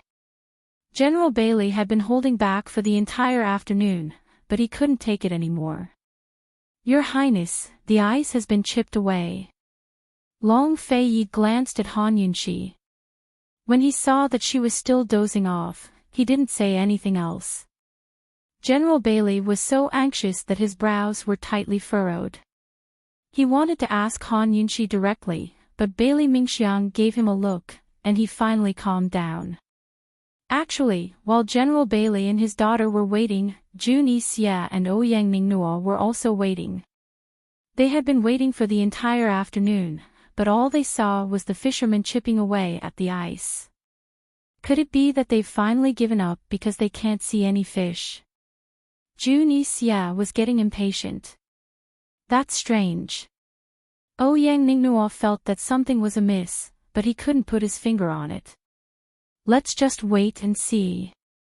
They'll have to leave once the sun rises. Jun Yixia was very confident.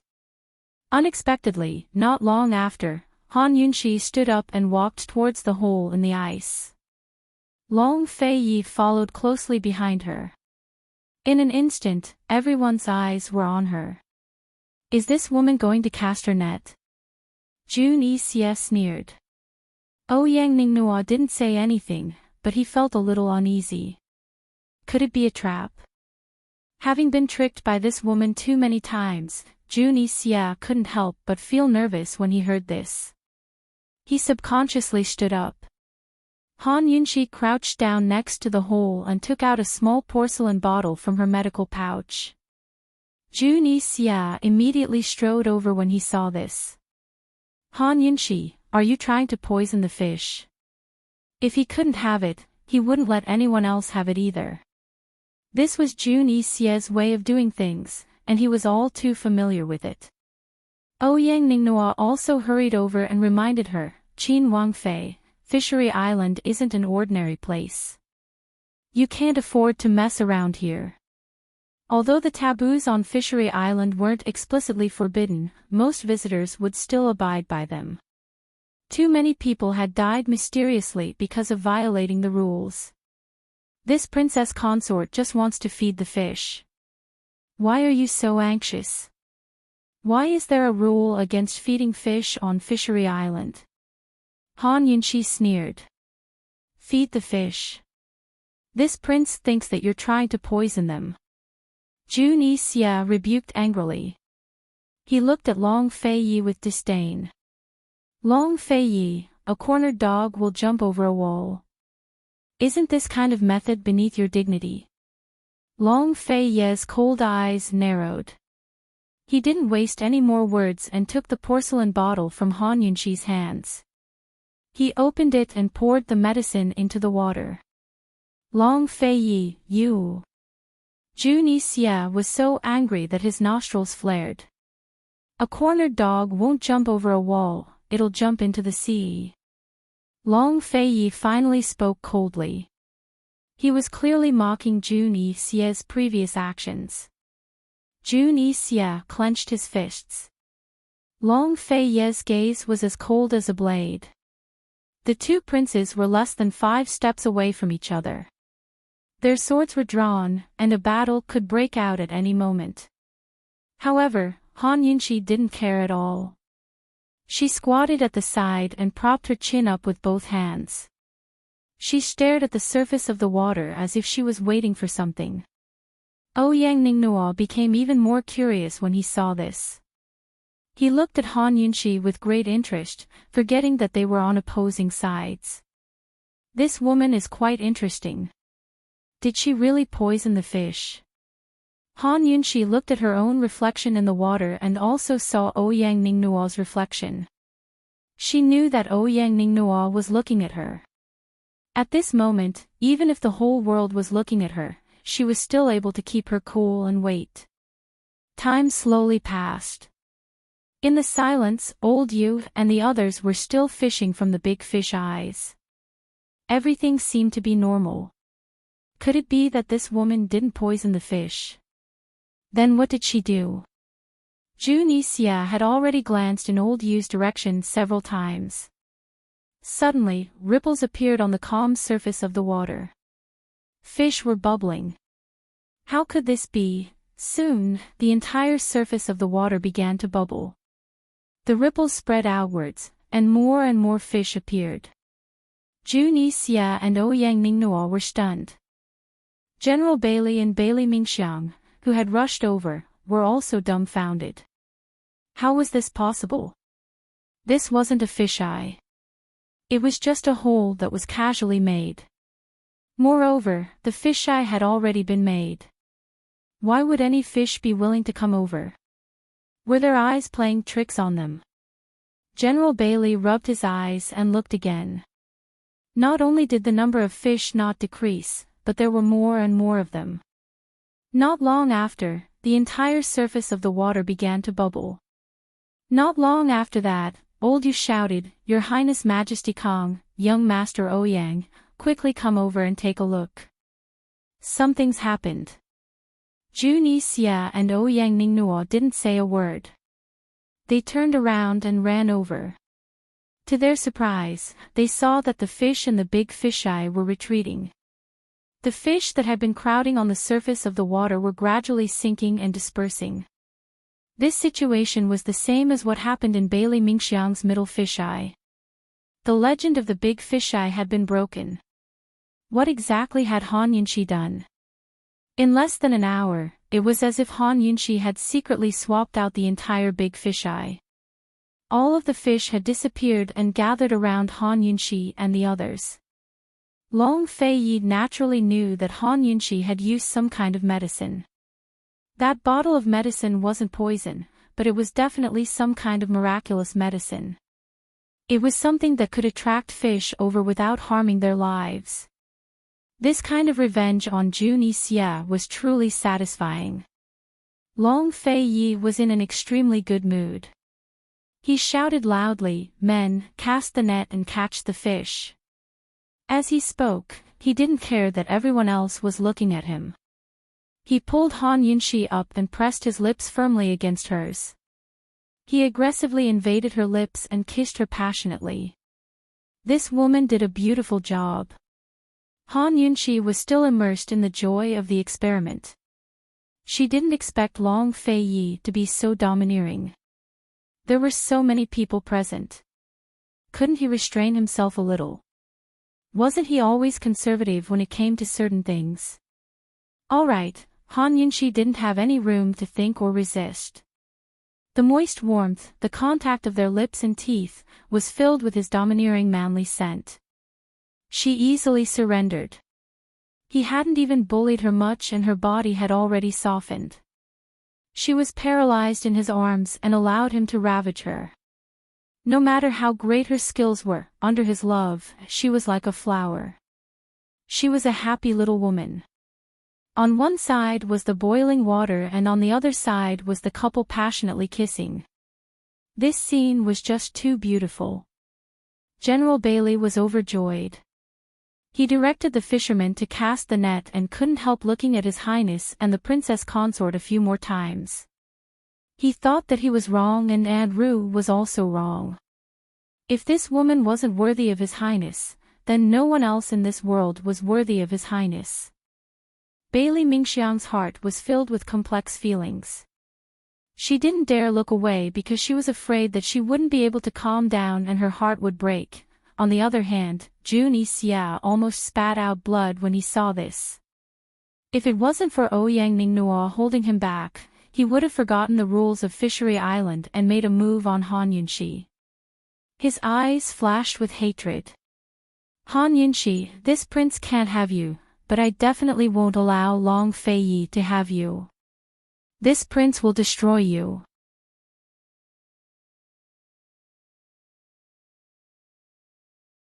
Chapter 404. There was a saying, only the magistrate is allowed to set fire, but not the common people. This was the most appropriate way to describe Long Fei Yi's tyranny. His conservatism seemed to be only used to demand things from others, but not for himself. At this time, there were at least 100 people on the ice lake, and all of them were watching. However, he continued to bully Han Yunxi as if he was intoxicated. Han Yunxi was a little embarrassed at first, but gradually, with Long Fei Yi's provocation, she threw caution to the wind. It was such a joyous occasion, so it should be celebrated. Even Long Fei Yi, an ancient person, could let go, so why should she be embarrassed? No matter how many people were watching, let them watch. Anyway, the two of them were legally married, so what they did was reasonable and legal. Soon, Han Yunxi responded to Long Fei Yi generously. Their lips and tongues met, as if they were competing and teasing, which made Long Fei Yi continue to attack fiercely, and the kiss became deeper and deeper. Bailey Mingxiang blushed and didn't dare to look anymore. Even the men present were embarrassed and looked away. These two people who did things their own way were really too much. While they were kissing, the fishermen were busy casting nets to catch fish. With such a big hole, it was much faster to catch fish than to catch fish through the hole. No one knew what was in Han Yunxi's bottle of medicine, but the fish were all alive and kicking, which proved that the bottle of medicine wasn't poison. In fact, Han Yunxi's bottle of medicine was really poison. It was a concentrated type of poison that smelled very similar to fish bait. A small bottle was enough to pollute the entire lake. This kind of poison took a long time to take effect, at least 1 or 2 days. Moreover, the amount that could be absorbed by the fish was very small, so after the fish were poisoned, they would only show mild symptoms of irritation. Even if they were eaten by humans, it wouldn't cause any poisoning. Even a poison expert like Dreamy couldn't discover it, because this poison was originally from modern times. In just 1 or 2 days, the fishes that had been caught had long been frozen. Who could see that the fishes were unusually irritable? As for the fish in the ice lake, all that could be seen were squeezing on the surface of the water to fight for oxygen. They were originally lively and did not show any signs of irritation. It was not an exaggeration to say that Han Yunxi had only used bait.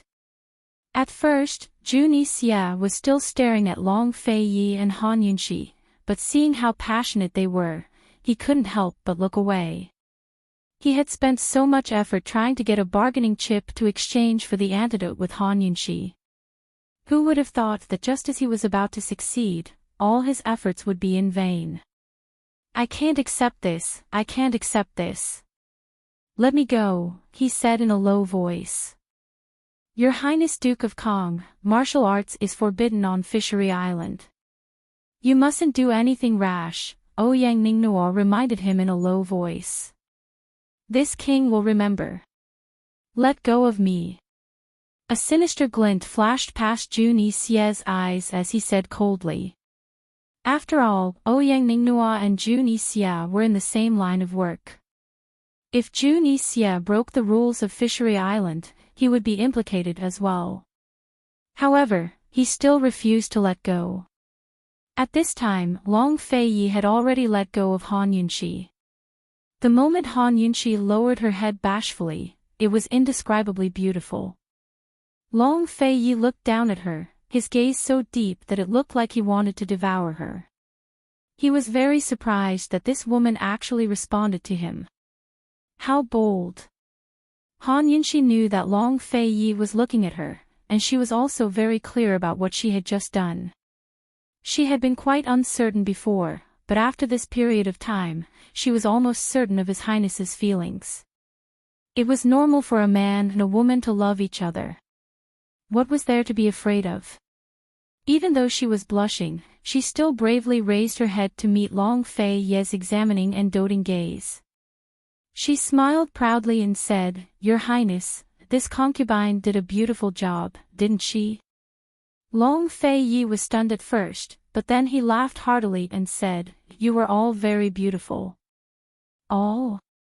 Han Yunxi had asked about the fishing incident, but Long Fei Yi didn't only answer about the fishing incident, but also about how she had responded to him earlier. Han Yunxi didn't know what to say. This guy's really rotten to the core. The two of them were flirting with each other. In any case, that was how it looked to everyone around them. Just as they were flirting with each other, a disdainful sneer interrupted them. Han Yunxi's taste is just a so-so.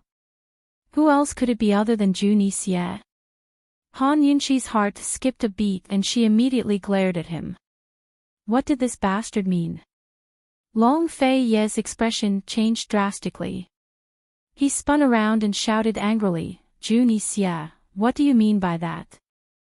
Dreamy's words were a little too complicated. Everyone present was shocked. Although it was unbelievable, they didn't dare to imagine it. However, they couldn't help but speculate. If Dreamy said that, could it be that he had also tasted Han Yunxi's taste? Other than this, what else could it mean? Other than this situation, what other situation could make him say such words? Everyone's expression was very complicated. The fishermen who were fishing nearby also stopped and looked over in shock. This matter was monumental. To a woman, this was the greatest humiliation, but to a man, it was the greatest humiliation. A complicated look flashed across Ouyang Ningnuo's eyes. He finally understood what Dreamy meant when he said, "This prince will remember." Martial arts were prohibited on Fishery Island, so even if Dreamy really did something, Long Fei Yi wouldn't be able to do anything to him. When he thought of this, Ouyang Ning Nua hurriedly let go of Jun Yixie's hand as if he had been electrocuted. It was as if he wanted to distance himself from him. This guy couldn't have really done something, right? Wasn't he playing a little too big? Long Fei Yi wasn't someone to be trifled with. Jun Yixie's sneer deepened after successfully attracting Long Fei Yi's attention. What do you mean? Your first consort should be the clearest about this. Jun Yixie, you'd better watch your mouth. Han Yunxi flew into a rage. She rushed in front of Jun Yixie and raised her hand to slap him.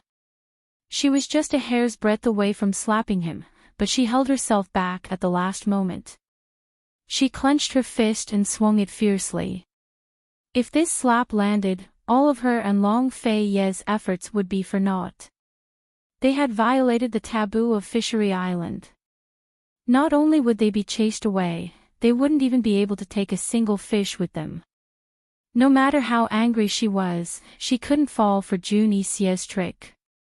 However, it was precisely her furious behavior that left everyone dumbfounded. Qin Wangfei's reaction. Could it be that there really was something between her and Jun Yixie? Esteemed Wangfei, why are you so agitated? What happened back then? Ha! Jun Yixie started to speak, but stopped himself. Instead, he burst into laughter. Long Fei Yi clenched his fists so tightly that his knuckles cracked. Jun Yixie, what exactly do you mean by that? Jun Yixie raised his chin and looked at him provocatively. He said arrogantly, what I mean is exactly what Qin Wangfei tastes like. It's not what he said.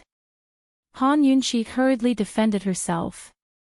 She regretted it as soon as the words left her mouth. Jun Yixie hadn't actually said anything. Her defense would only make it more obvious. Ha, Qin Wangfei, what is this prince talking about? Jun Yixie roared with laughter. Although Jun Yixie didn't really do anything about that incident, as a woman, Han Yunxi still suffered a loss. She had lost Long Fei Yi's face. If this matter was exposed in public, Long Fei Yi would lose a lot of face. What a good Jun Yixie. Did he really have to expose this matter today? Now that things had gotten to this point, Han Yunxi couldn't hide anything anymore. She could only face it. Jun Yixie, you couldn't beat this Wangfei's poison. You tried to force this Wangfei to hand over the antidote but failed. You even tried to threaten this Wangfei. This Wangfei was saved by a friend and was able to preserve her innocence. You couldn't beat the Duke of Qin today, yet you're bringing up this matter again. You're simply shameless.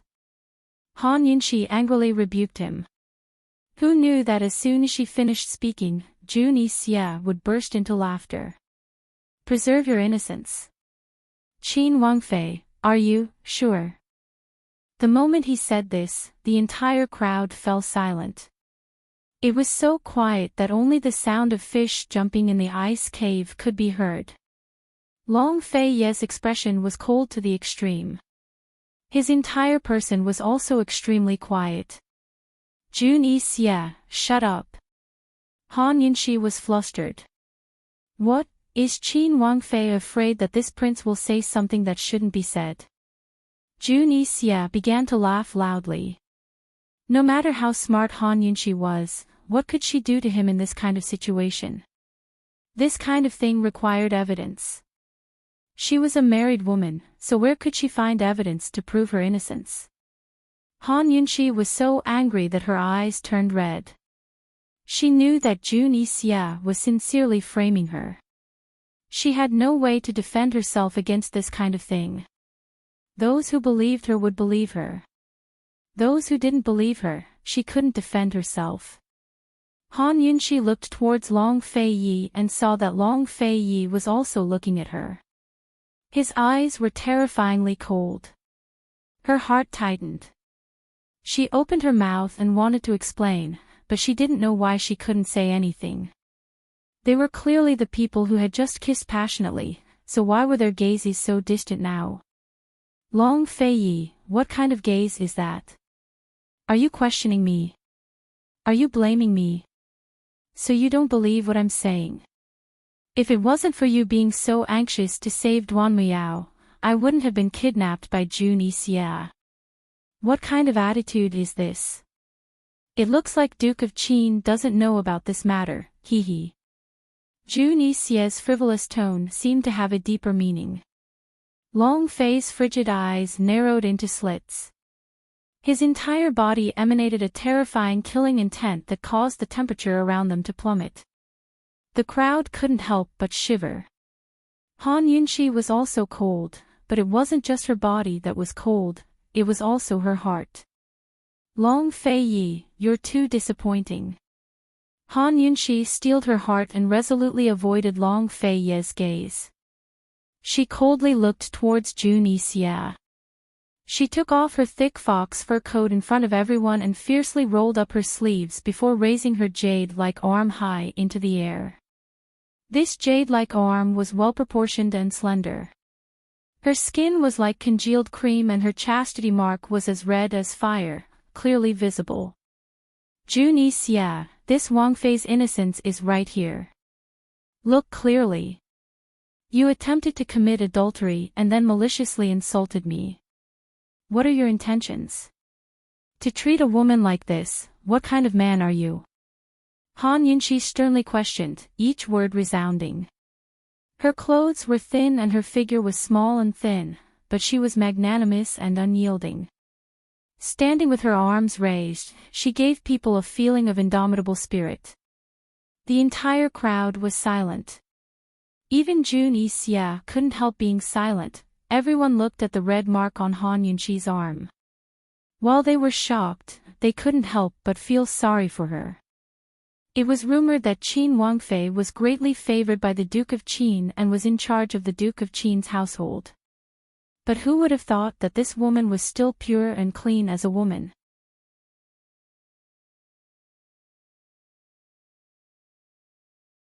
Chapter 405. Han Yunxi's thin and frail body stood on the frozen ground, shocking everyone's hearts.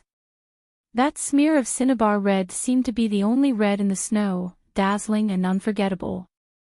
This smear of red fell into Long Fei Ye's deep black eyes and scattered into a bloody mess, dyeing his cold eyes red. Everyone was looking at Han Yunxi and no one noticed that Long Fei Ye's hand was already on his sword. Jun Xia also didn't notice. He was dumbstruck, he never thought that Han Yunxi could use this method to prove her innocence.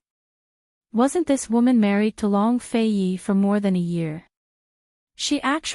What was the relationship between her and Long Fei Yi? Wasn't this woman Long Fei Ye's woman? Wasn't this Long Fei Ye's only weakness? Could it be that he had made a mistake in this bet? The surrounding gazes were filled with shock, ridicule, sympathy, and pity. However, no matter what others thought, Han Yunxi was indifferent. Under everyone's gaze, she unhurriedly rolled down her sleeves and put on her fur robe, her movements elegant and noble.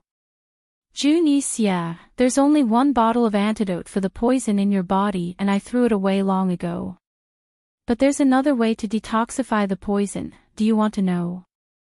Han Yunxi asked with a sneer. What? Wasn't everything Jun Xia did to detoxify the poison? Cripple your own arm. Han Yunxi laughed impudently, carefree and uninhibited, as if the injury just now had never happened. Jun Xia then realized that he had been fooled and he cursed, slut. Just at this moment, a clang sound was heard. The sound of a sword whistling suddenly sounded, it was Long Fei Ye's sword ringing angrily. It seemed to have sensed its master's monstrous anger as it trembled and was about to fly out of its scabbard. At this moment, the crowd realized that Long Fei Yi had already grasped his sword and they couldn't help but gasp in shock. Long Fei Yi was going to use force. Before anyone could react, another clang sound was heard as Long Fei Yi raised his sword and pointed it at Jun Xia. Reality proved that His Highness Duke of Qin's calmness had its limits. Your Highness! Bailey Mingxiang exclaimed. Who would have thought that such a cold man would one day become angry over a woman? Your Highness, please reconsider. General Bailey rushed over. Martial arts were forbidden on Fishery Island. Once His Highness used force, all their efforts would be in vain. Now Junie Xie would truly be the fisherman who reaped the benefits. Long Fei turned a deaf ear to his words and pointed his sword at Junie Xie. His cold eyes flashed with ruthless rage as the blade clattered against each other, ready to start a massacre at any moment. Wasn't this exactly what Junie Xie wanted? Although Han Yunxi had proven her innocence and Long Fei's lies, none of that was important anymore. Because he'd succeeded in igniting Long Fei's fury. His sword was out of its scabbard. One move was all it would take for Long Fei Yi to lose everything. He had made the right bet. Han Yunxi was Long Fei Yi's Achilles heel. This man knew that it was a trap, but he still jumped in anyway. Long Fei Yi gripped his sword so tightly that the veins on the back of his hand popped out. He was pouring his internal energy into the sword. He couldn't imagine what would happen if he slashed it down. Everyone was so nervous that they stared at Long Fei Yi's sword without blinking, afraid that they would miss a single move. However, Han Yunxi was indifferent. She was obviously standing beside Long Fei Yi, but her whole body was exuding a coldness that kept people thousands of miles away. Junie Xie licked his lips with a mischievous expression. Without a doubt, he was adding oil and vinegar to Long Fei's fury. You're courting death. No matter how calm Long Fei Yi was, he couldn't control himself and thrust his sword forward. However, almost at the same time, General Bailey rushed over and hugged Long Fei Yi's sword. Your Highness, this is a trap. General Bailey clamped the blade of the sword tightly with both hands, and blood soon flowed down. He almost used all his strength to barely stop Long Fei Yi. Bloody anger burned in Long Fei Yi's eyes. He knew better than anyone that this was a trap.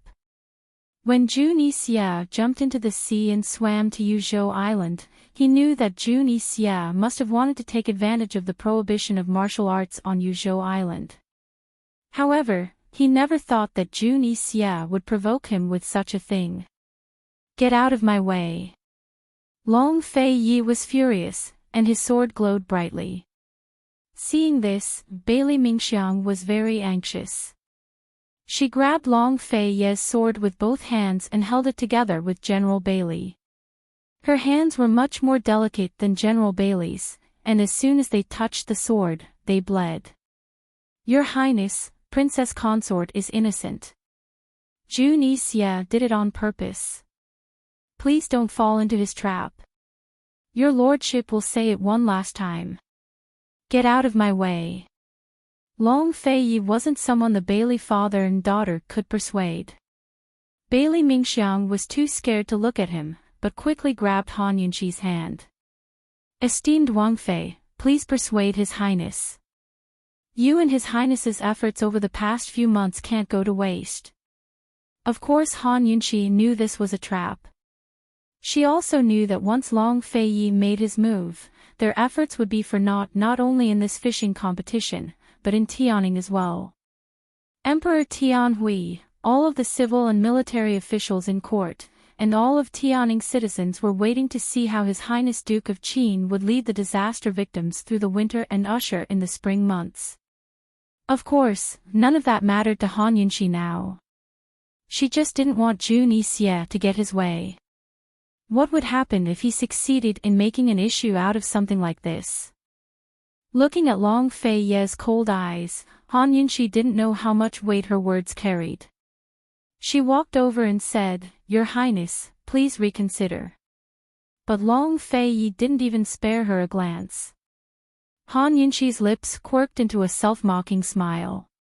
Just like General Bailey, she reached out to grab the edge of her sword and stop him. Immediately, Long Fei Yi pulled his sword out of General Bailey's hand and avoided Han Yunxi's. He didn't say a word, but gave Han Yunxi a vicious glare. Just like before, his eyes were filled with anger and questioning. Unfortunately, Han Yunshi avoided his gaze and missed it. Sheathing his sword, Long Fei had been persuaded to stop. But that didn't mean he'd let Jun Yixie go. General Bailey and the rest exhaled in relief. At least His Highness was still calm. Seeing this, Jun Yixie was about to provoke him again when Long Fei issued a cold order. General Bailey, pass on my orders. Have the entire navy surround Fishery Island. Anyone who dares to take Jun Yixie away will be killed without mercy. Everyone present was stunned by his words. Who said Long Fei was calm? He's gone mad. He wants to use the entire Tianning navy to trap a single Jun Yixie. General Bailey stood rooted to the spot, almost losing his mind.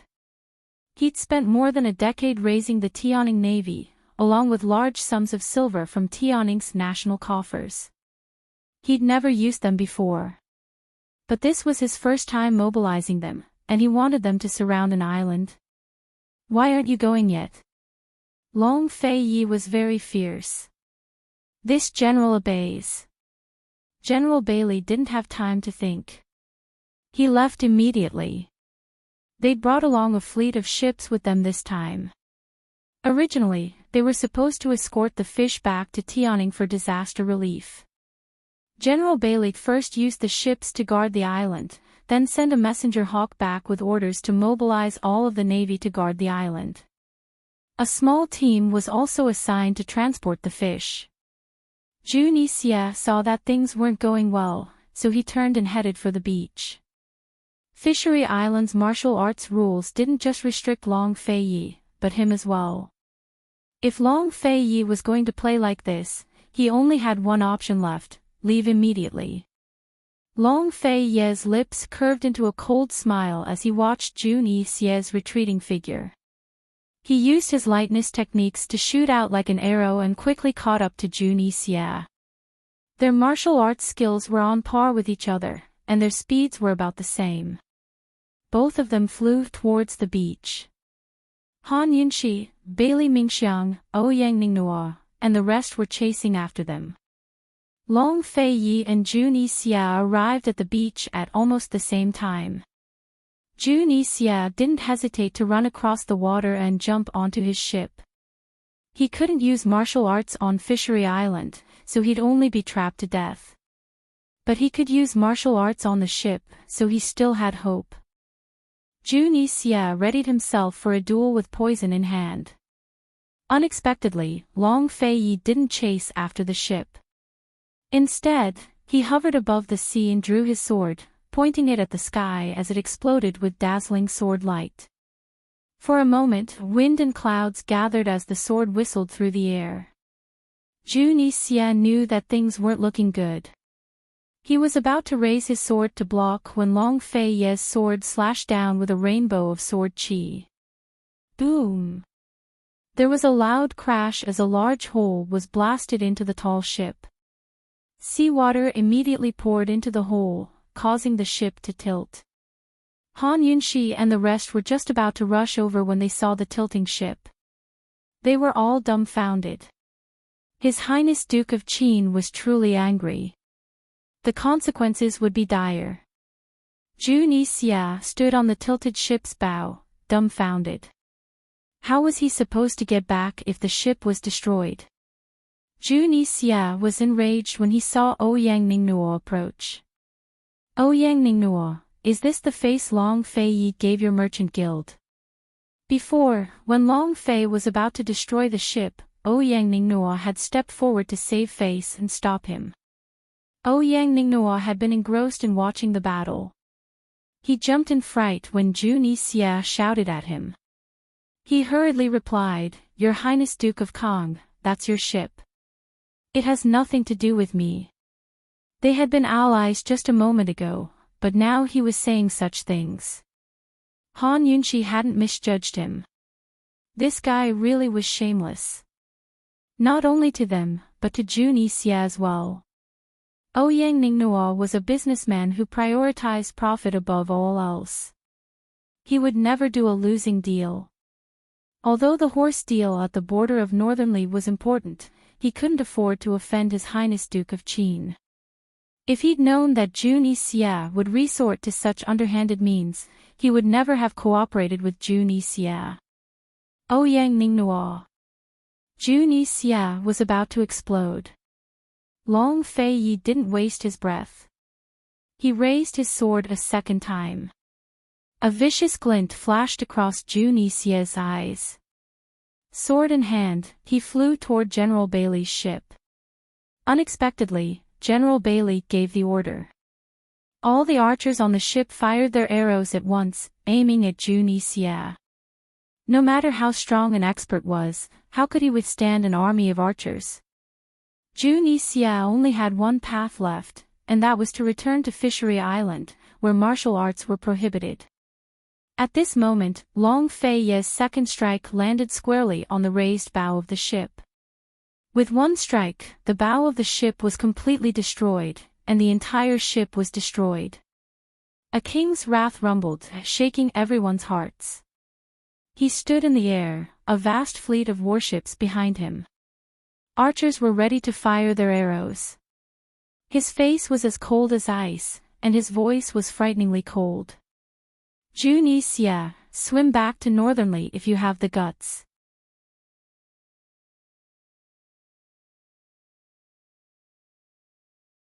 Chapter 406. Swim back to Northernly. After all, Fishery Island was located in the middle of Tianing country's seas. Even the fastest ship would take 3 to 4 days to reach Tianing's ports, to say nothing of Northernly's ports. Even if it was a fish, it would take a few days to swim back. Long Fei Yi had clearly given Jun Yixia a dead end. Jun Yixia had no choice but to stay on Fishery Island. He couldn't believe his ears, but reality was right before his eyes. All of Fishery Island had been surrounded by warships with tens of thousands of arrows aimed at him. No matter how capable he was, there was nothing he could do. He'd planned everything so well, but who knew he'd end up playing himself like this? He'd basically dug a hole to bury himself in. He glared at Ouyang Ningnuo, but the man immediately avoided his gaze to look at Long Fei Yi instead. As if nothing had happened, Ouyang Ningnuo gracefully clasped his hands and smiled. Your Highness Duke of Qin, Cloud Realm Trade Consortium is willing to donate 300,000 dan of grain to help your Highness with the disaster relief efforts. Even Long Fei Yi was out of grain by now, but Cloud Realm Trade Consortium had to have some. Otherwise, they wouldn't be called a trade consortium anymore. Ouyang Ningnuo was planning to save up the grain until next month when Tianing ran out of grain. Then he'd take it out to extort Long Fei Yi for a sky-high price. Unfortunately, man proposes but God disposes. Now he had no choice but to take it out to buy a ticket. With Northernly's warships destroyed, he'd have to go through Long Fei Yi to get back. Long Fei Yi ignored him and gave Han Yunshi a cold look before heading back to the warship. Ouyang Ningnuo was about to follow when General Bailey stopped him. His Highness wouldn't care about anything at a time like this. After taking care of Jun Yixia, His Highness and esteemed Wang Fei would have to settle scores. Although the cinnabar red mark on esteemed Wang Fei's arm had shocked General Bailey, he could still tell that His Highness truly doted on esteemed Wang Fei. No matter what, the Princess Consort had suffered such a big grievance, so she should at least tell His Highness about it. As a man, who could stand being kept in the dark like this? Ouyang Ningnuo was overjoyed and hurriedly walked over. He thought that it would be better to talk to General Bailey than to talk to that old fox Long Fei Yi, right? Long Fei Yi had walked far away, but Han Yunshi was still standing there. She looked at Long Fei Yi's cold back. She didn't know why, but even though her heart was cold and she didn't care about anything anymore, her heart still ached. She couldn't remember when it started, but whenever they walked together, this man would definitely hold her hand. Even if she didn't move, he would definitely turn around and ask her coldly, Han Yunshi, why aren't you leaving? But this time, he walked far away without looking back, far more than 10 steps. So, Long Fei, are you going to leave just like that? Han Yunxi couldn't control the sourness that welled up in her heart. She gritted her teeth and was about to turn around when Long Fei suddenly turned around and strode over. He fiercely grabbed Han Yunxi's wrist and dragged her away. Long Fei's monstrous fury danced in his eyes. Only the heavens knew how much he had been suppressing his anger to deal with Jun Yixia first. His grip was very tight as he walked very quickly. Han Yunxi didn't expect this and staggered, narrowly avoiding falling over. Long Fei didn't let go until Han Yunxi was dragged onto the warship. He roared, "Men, set sail." The servants on the deck scattered in fright. They'd followed His Highness Duke of Qin for so many years, but they'd never seen him so angry. Han Yunxi stood there, panting. She didn't understand why this man was so angry at her. Was he blaming her for this? Han Yunxi lowered her head and lowered her eyes. Her entire person was abnormally quiet. He narrowed his eyes and stared at her. Just like before, his piercing gaze was still filled with questions and anger. It was so cold that it was frightening. The two of them were only 5 steps apart, but it felt like they were separated by an entire world. The large deck was empty and quiet. Only the sound of their breathing could be heard. Han Yunxi's breathing was steady, but Long Fei's was very hurried. This man, even his breathing was filled with anger. Suddenly, Long Fei sternly ordered, "Raise your head." Han Yunxi was silent and didn't move. Long Fei clenched his fists so tightly that his knuckles cracked. "Raise your head." Han Yunxi finally raised her head.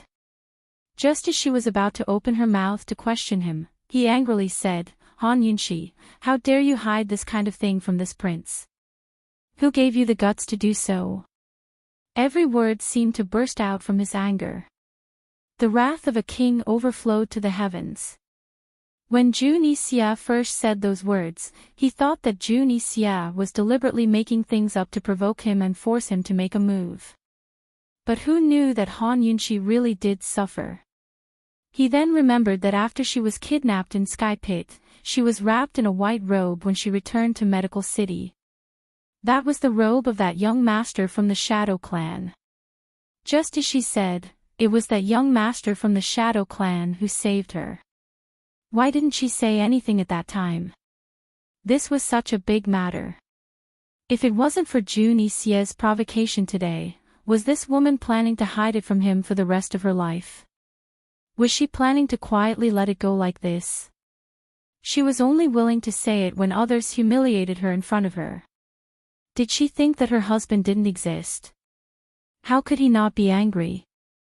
Han Yunxi, Han Yunxi. You were the one who took the initiative to provoke this prince. You were the one who kept talking about this prince, but in your heart, just who was this prince to you?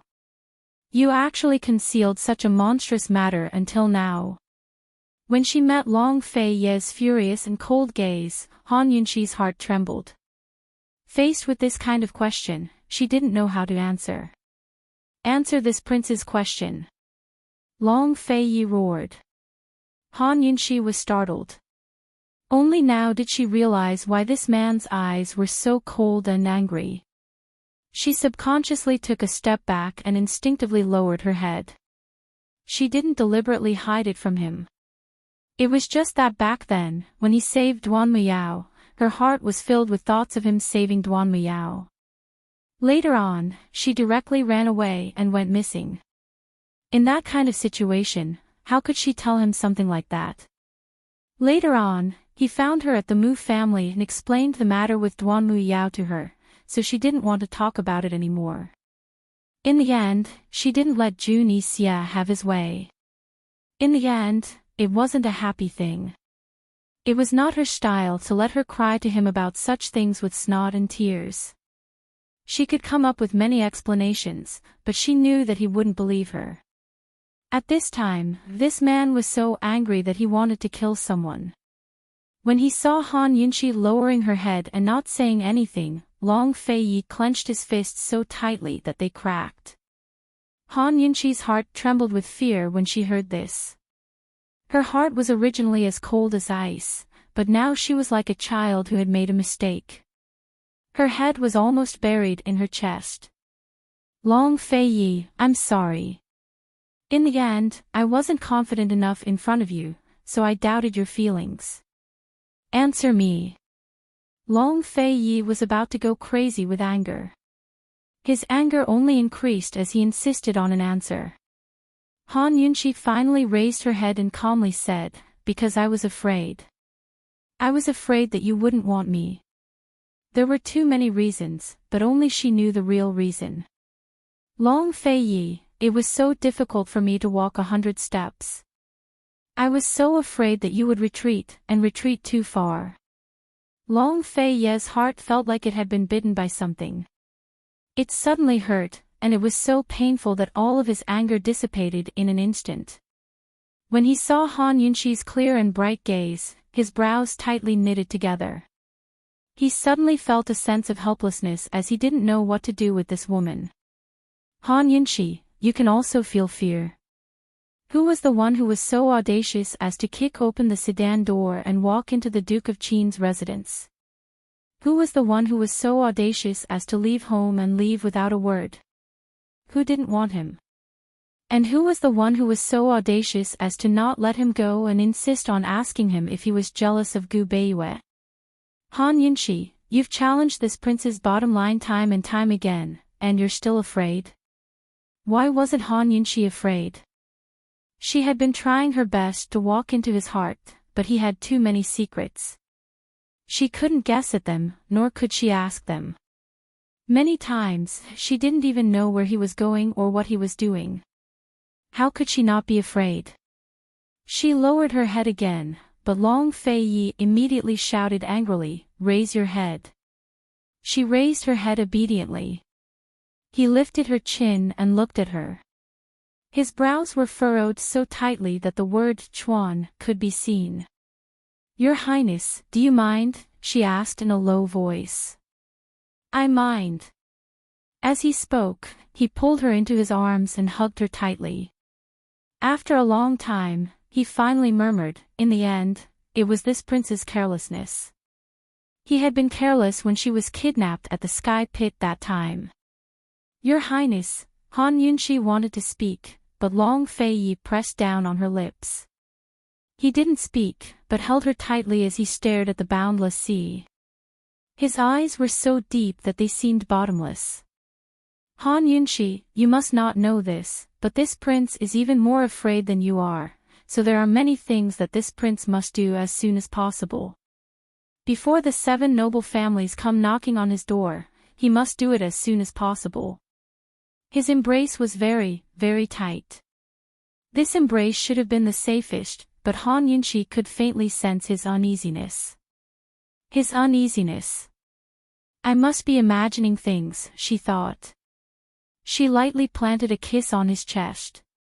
She didn't want to say or think too much. It was fine as long as he was still here. The warship slowly sailed towards Tianning's harbor. The matters of Fishery Island had been handed over to General Bailey. Batches of fish would be sent to the disaster areas. As for Jun Yixia, no matter how high his martial arts or poison skills were, there was nothing he could do on Fishery Island. As soon as he left the island, he would be met with a barrage of arrows. Only death awaited him. Being trapped on Fishery Island while watching Long Feiyi's subordinates fish and transport the fish was a feeling worse than death. After General Bailey made all the arrangements for the fish, he began to discuss business with Ouyang Ningnuo. Reality proved that even someone as shrewd as Ouyang Ningnuo had his moments of miscalculation. General Bailey demanded an exorbitant price of 1,000,000 dan of grain. General Bailey, you know as well that Tianning is the only place where grain is produced. Last year's harvest wasn't good at all, so they didn't get much despite paying high prices. Ouyang Ningnuo said helplessly. Give me as much as you have. The rest can be sold at the market price of the second month, General Bailey said directly.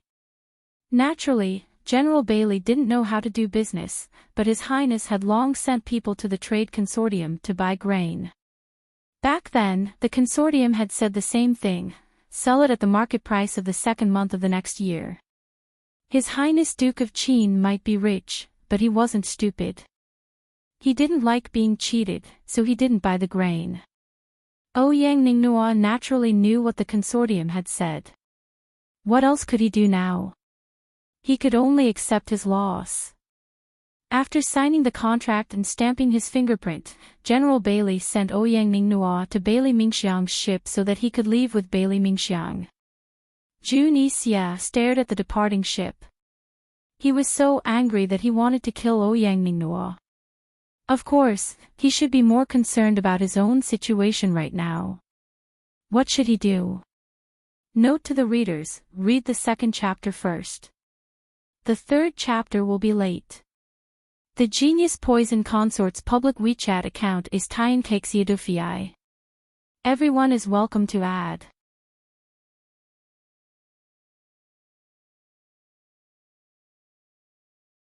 Chapter 407. Zhu Nixia wouldn't be able to escape Fishery Island on his own, so he could only place his hopes on the Northern Li Imperial clan. After all, he'd used Northern Li's Imperial ship this time. He'd requested permission from the Northern Dynasty's emperors. If he didn't go back, the Northern Dynasty's emperors would naturally guess that something had happened to him once Long Fei Yi brought back a large batch of fish. Zhu Nixia sat by the lake and waited. Fortunately, he'd caught plenty of fish before, or else he would have starved to death. But even then, he could still fight it out with the disaster victims of Tianning. He'd have to eat fish for every meal for the next few days. After sitting for a long time, he grew bored and got up to walk towards the ice cave. Fishery Island had its own rules, so the fishermen and workers weren't afraid of him. No one paid him any attention either. Zhu Nixia scooped up some ice water with his bare hands and sniffed it before taking a few sips. He wondered just what was in that bottle of medicine Han Yunxi had poured down. How could it break the legend of the big fisheye and attract all the fish here? But even after taking a big gulp, he still couldn't figure out what was going on. He had to admit that this woman's poison skills were far superior to his own. Zhu Nixia stared blankly at his reflection in the water. He couldn't help but recall Han Yunxi's figure standing alone on the ice with her arms raised high. That cinnabar mole seemed to be right in front of his eyes. He still couldn't believe that woman was still pure. In other words, Long Fei Yi hadn't completely taken her yet. Zhu Nixia actually rejoiced at the thought. Damn it, he should hate that woman for ruining his plans. But there was still a sliver of hope left in his heart. Zhu Nixia shook his head and forced himself to think rationally. He was about to leave the ice cave when he suddenly sensed the scent of poison. He was immediately on guard. Poison. Was he too careless? Had Han Yunxi really poisoned him? Zhu Nixia crouched down and scooped up some ice water to examine it carefully. Even if there was only a sliver of hope, he would not let it go. If he found evidence that Han Yunxi had poisoned him, history would be rewritten, and he would be able to turn the tables immediately. Helplessly, he patiently and seriously checked over and over again, but in the end, he didn't find any signs of poison in the ice water. In the end, he had to give up. Just as he got up, he inadvertently caught a glimpse of the blood that had already solidified on the ice.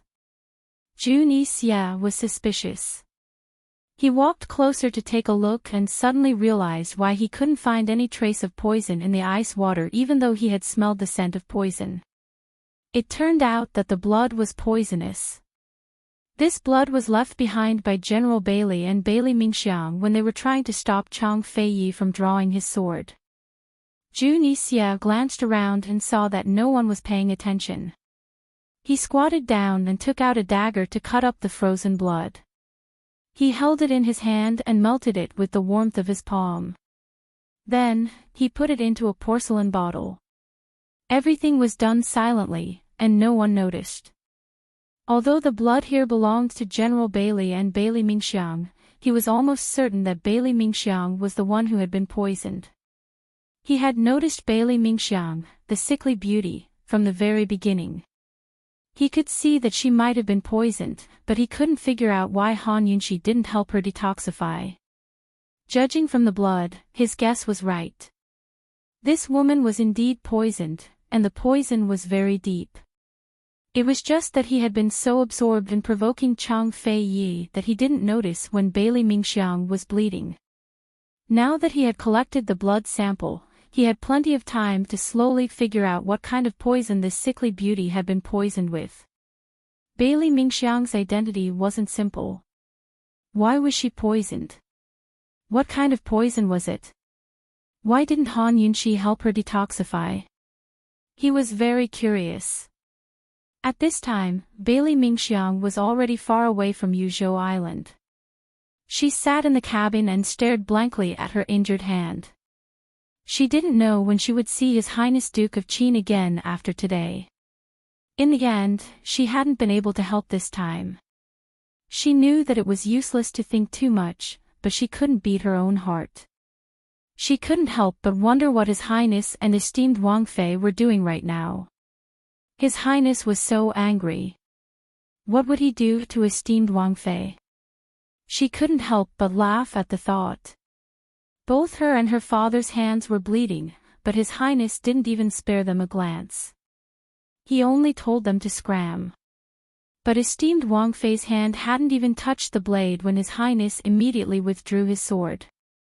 No matter how angry he was, what could he do to esteemed Wang Fei? She was already injured, so why was she worried about him? Ouyang Ning Nuo walked in with a smile. "Miss Bailey, is your hand all right?" "It's fine. Thank you for your concern, young Master Ouyang," Bailey Mingxiang replied politely. "Miss Bailey, you don't seem to be in good health. Are you ill?" Ouyang Ning Nuo was a shrewd man. He'd long noticed Bailey Mingxiang's health problems. He'd heard of this Miss Bailey before, but his impression of her was that she was perfectly fine when she attended Tianning's Empress Dowager's birthday banquet a few months ago. "I caught a cold, but it's nothing serious," Bailey Mingxiang replied mildly. "The winds are strong out at sea." "Then Miss Bailey will have to wear more clothes," Ouyang Ning Nuo said, before changing the topic. "Your esteemed Wang Fei is quite interesting." Bailey Mingxiang only smiled faintly in response.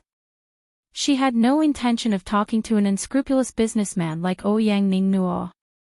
"Miss Bailey, I heard that Qin Wang Fei is Lady Tianqin's daughter?" Ouyang Ning Nuo asked next. Mingxiang isn't very clear. Esteemed Wang Fei's matters aren't something Mingxiang can discuss. Mingxiang is tired, so forgive me for not accompanying you any longer. Bailey Mingxiang was naturally on her guard, so she rose to leave. Ouyang Ning Nuo didn't linger either. He walked out of the cabin and watched Fishery Island disappear into the distance with a faint smile on his lips. Han Yunxi, he, how interesting. At this moment, one of his retainers came running over. "Master, we've lost big this time." The retainer was right. Ouyang Ning Nuo had wasted a lot of manpower and resources. After offending Long Fei Yi, he'd offended Jun Yixia as well. In the end, he hadn't even been able to settle the horse trade at the northerly border. In the end, he'd lost a huge amount of grain and silver.